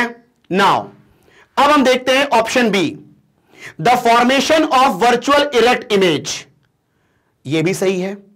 आप बताओ, मैग्नीफाइंग ग्लास से अगर आप देखते हो किसी ऑब्जेक्ट को तो आप ऑब्जेक्ट के करीब में लेके जाते हो ना लेंस को, अपने मैग्नीफाइंग ग्लास को, ठीक है। तो जब तुम ऑब्जेक्ट के करीब में लेके जा रहे हो मतलब ऑब्जेक्ट लाई करेगा between optical centre and focus, और अगर कोई ऑब्जेक्ट लाई करता है between optical centre and focus of a convex lens, तो वहां पर इमेज कैसी बनती है, वर्चुअल बनती है ना, और मैग्नीफाइड बनती है इमेज, ठीक है। तो बिल्कुल सही है कि वहां पर वर्चुअल इरेक्ट इमेज बनेगी, ठीक है। मतलब ऑप्शन बी भी सही है। अब देखो, increase in the field of view, मतलब जो आपका देखने वाला जो फील्ड है, जो एरिया है, क्या उसमें कोई इंक्रीमेंट आएगा? नहीं भाई, जितने पोर्शन से हमें देखना है वो तो फिक्स रहेगा यार, ठीक है। तो आपके फील्ड ऑफ व्यू में कोई इंक्रीमेंट नहीं आएगा, ठीक है। ओके, नाउ ऑप्शन डी देखते हैं, infinite magnification at the near point. भाई मैग्निफिकेशन इनफाइनाइट का मतलब समझते हो, बहुत बड़ी इमेज, ये थोड़ी ना होता है, ठीक है। मतलब किसी का मैग्निफिकेशन इनफाइनाइट कैसे हो जाएगा, तो ये तो स्टेटमेंट रॉन्ग ही है, ठीक है। तो आपका आंसर होगा यहां पर ओनली ए एंड बी। तो ये क्वेश्चन एक प्रकार से इंफॉर्मेटरी है, ठीक है। अगर इसके बारे में अगर आपको इंफॉर्मेशन है तो हम ये काम कर लेंगे।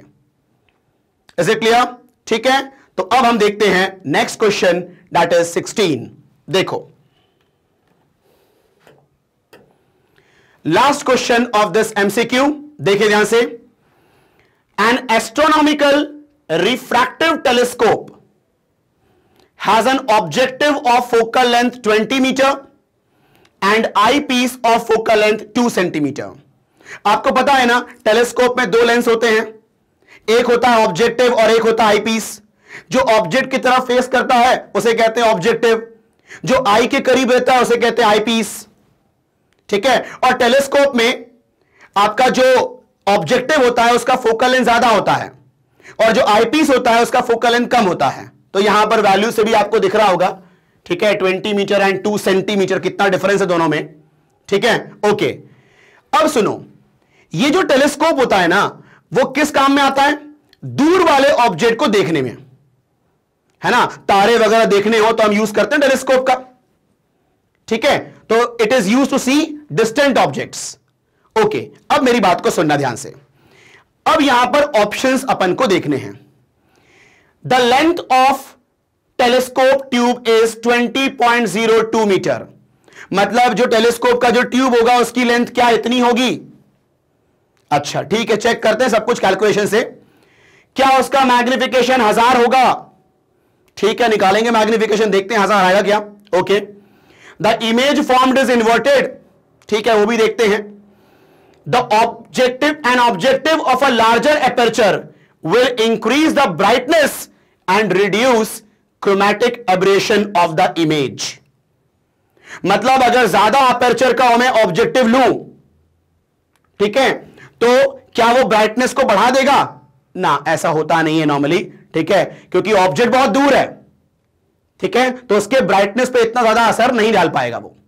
मतलब ये तो आपका आंसर नहीं होना चाहिए डी, ये तो यहां पर पढ़ने के साथ ही समझ में आ गया। ठीक है, कि भैया अपर्चर बढ़ा दो तो क्या उसकी ब्राइटनेस बढ़ जाएगी? नहीं, ऐसा नहीं होगा, क्योंकि ऑब्जेक्ट बहुत दूर है। ठीक है, तो यहां पर ऑप्शन डी तो होगा नहीं। अब हमें चेक करना है ए बी सी में कौन सा आंसर हो सकता है, देखते हैं। आओ सुनो, मैं इसको पूरा रे डायग्राम बना के बताता हूं, देखो ध्यान से। देखो, यह है आपका ऑब्जेक्टिव जो बड़ा, जो लार्जर फोकल लेंथ का है। यह है आईपीस जो स्मॉलर फोकल लेंथ का है। ठीक है, अब मेरी बात को सुनना ध्यान से। यहां पर यह ऑब्जेक्टिव है, यह आईपीस है। ठीक है, अब सुनना ध्यान से। यहां पर देखो, अब क्योंकि ऑब्जेक्ट बहुत दूर है, तो दूर ऑब्जेक्ट है मतलब इनफाइनाइट पे मानेंगे ऑब्जेक्ट को। ठीक है, तो जब इंफिनिटी पे होता है ऑब्जेक्ट तो इमेज कहां बनती है? फोकस पे, है कि नहीं? अब मेरी बात को सुनना ध्यान से। अगर मैं बात करूं टेलीस्कोप की, तो यहां पर हम लोग दो केसेस में काम करते हैं। जब इमेज बने least distance of distinct vision पे, या इमेज बने इंफिनिटी पे। लेकिन हम लोग प्रिफर करेंगे अभी यहां पर इंफिनिटी पे इमेज बन रही है, उसे कहते हैं नॉर्मल एडजस्टमेंट। आपने अगर ऑप्टिकल इंस्ट्रूमेंट टॉपिक पढ़ा हुआ होगा तो आपको यह समझ में आ रहा होगा। ठीक है, नहीं अगर समझ में आ रहा है तो आप पहले इसका क्विक रिवीजन देखना, तो वहां पर चीजें आपको क्लियर होंगी, देन आपको यह समझ में आ जाएगा। ठीक है, तो हम लोग यहां पर कौन सा केस लेंगे? Normal adjustment. मतलब इंफिनिटी वाले ऑब्जेक्ट का इंफिनिटी पे इमेज बनेगी। ठीक है, मतलब फार पॉइंट पे इमेज बनेगी, वो वाला केस लेना है अपन को। तो सुनो ध्यान से, अगर इसके द्वारा फाइनल इमेज अगर आपको इंफिनिटी पे चाहिए, तुम बताओ फाइनल इमेज कौन बनाएगा? ये आईपीसी बनाएगा। पहले यहां से रिफ्रैक्शन होगा, फिर यहां से रिफ्रैक्शन होगा, फिर जाके इमेज बनेगी कंप्लीटली। तो अगर मुझे इसके द्वारा इमेज निकालना है इंफिनिटी पर, तो तुम बताओ इसका जो इमेज बनेगा वो इसके फोकस पे आना चाहिए, क्योंकि इसका इमेज इसके लिए ऑब्जेक्ट होगा और इसका ऑब्जेक्ट फोकस पे होगा, तभी तो इमेज बनेगी इंफिनिटी पर, है कि नहीं? तो सुनना ध्यान से। यहां पर देखो, यहां पर ये जो पॉइंट है, ये मैंने फोकस माना किसका? इसका। F0, ठीक है, और यही फोकस इसका भी होगा, तो इसे मैंने क्या बोला, FE ऑल्सो। दोनों का फोकस कोइंसाइड होना चाहिए, क्योंकि आपको पता है कि इंफिनिटी पे ऑब्जेक्ट है तो इसकी द्वारा इमेज कहां बनेगी, फोकस पे,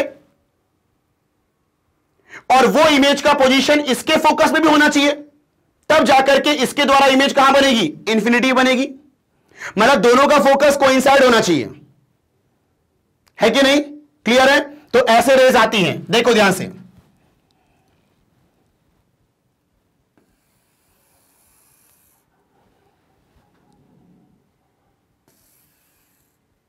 रेज पैरेलल आएंगी वहां से,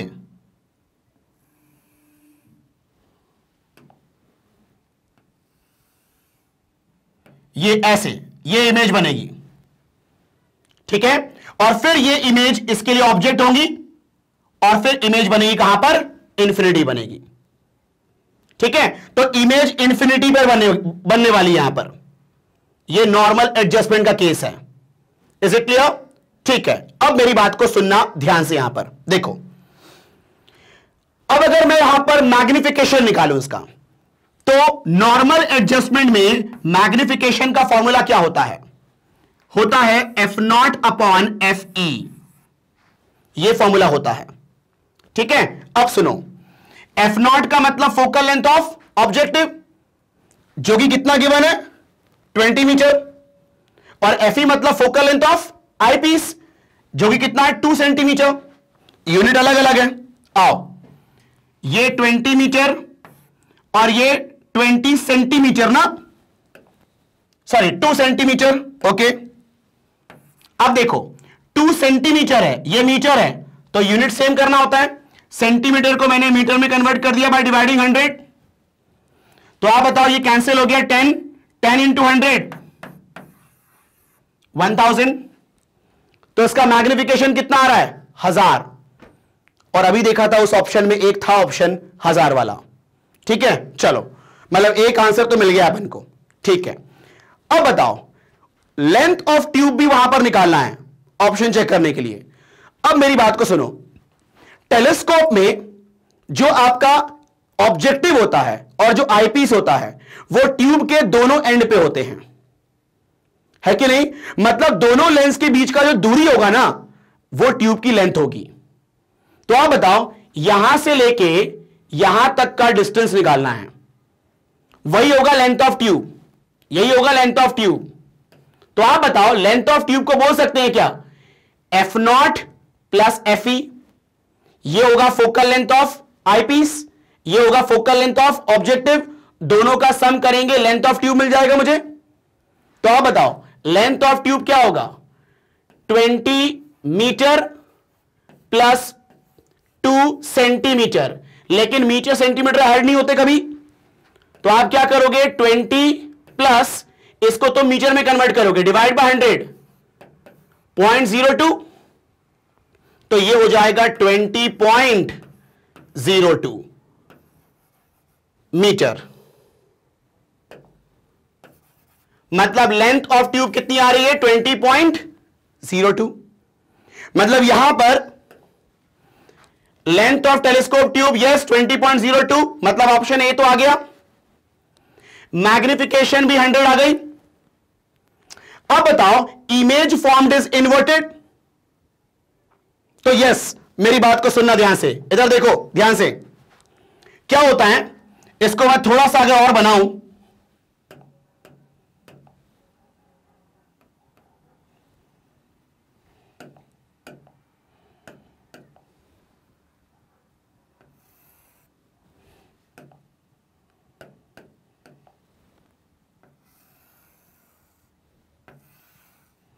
तो होता क्या है, ये रेज ऐसे जाती हैं और ये रेज ऐसे जाती हैं, ये कन्वर्ज होती है, ये कन्वर्ज होती है, इसको प्रोड्यूस करते हैं, तो ये दोनों पैरेलल होती हैं। तो इमेज कहां बनेगी, इंफिनिटी पे, क्योंकि ऑब्जर्वर जो है वो तो इस तरफ रहेगा ना, तो वो इसके लॉन्ग दिखेगा इमेज। तो आप बताओ, इधर वाले ऑब्जेक्ट का इधर वाले इमेज देख रही है, मतलब इन्वर्टेड इमेज है कि नहीं? ठीक है, मतलब यहां पर इमेज इन्वर्टेड बनेगी। तो यहां पर अपना आंसर हो जाएगा सी भी, मतलब A B C is the right answer. ठीक है, क्लियर है? तो एक बार आप इसको नोट कर लें।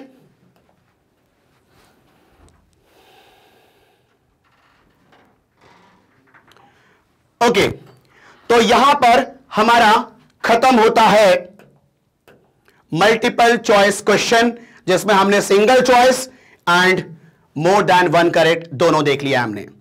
ठीक है, चलें, अब मैं आपसे यही कहूंगा कि जब भी आप इस वीडियो को देखें, पहले आप लोग क्विक रिवीजन देख लेना, उसके बाद ही इसको देखना, तो ही आपको अच्छे से समझ में आएगा। ओके, एंड मैं लास्ट में बस यही कहूंगा कि जैसा कि आप लोग को पता है कि Magnet Brains free online education provide करता है from kindergarten to class 12th। And last में बस यही कहूंगा कि अगर आपको यह वीडियो अच्छा लगा हो तो आप लाइक करें, चैनल में नए हो तो सब्सक्राइब करें एंड अपने दोस्तों के साथ शेयर करें ताकि उनको भी इसका फायदा मिल पाए। Thank you.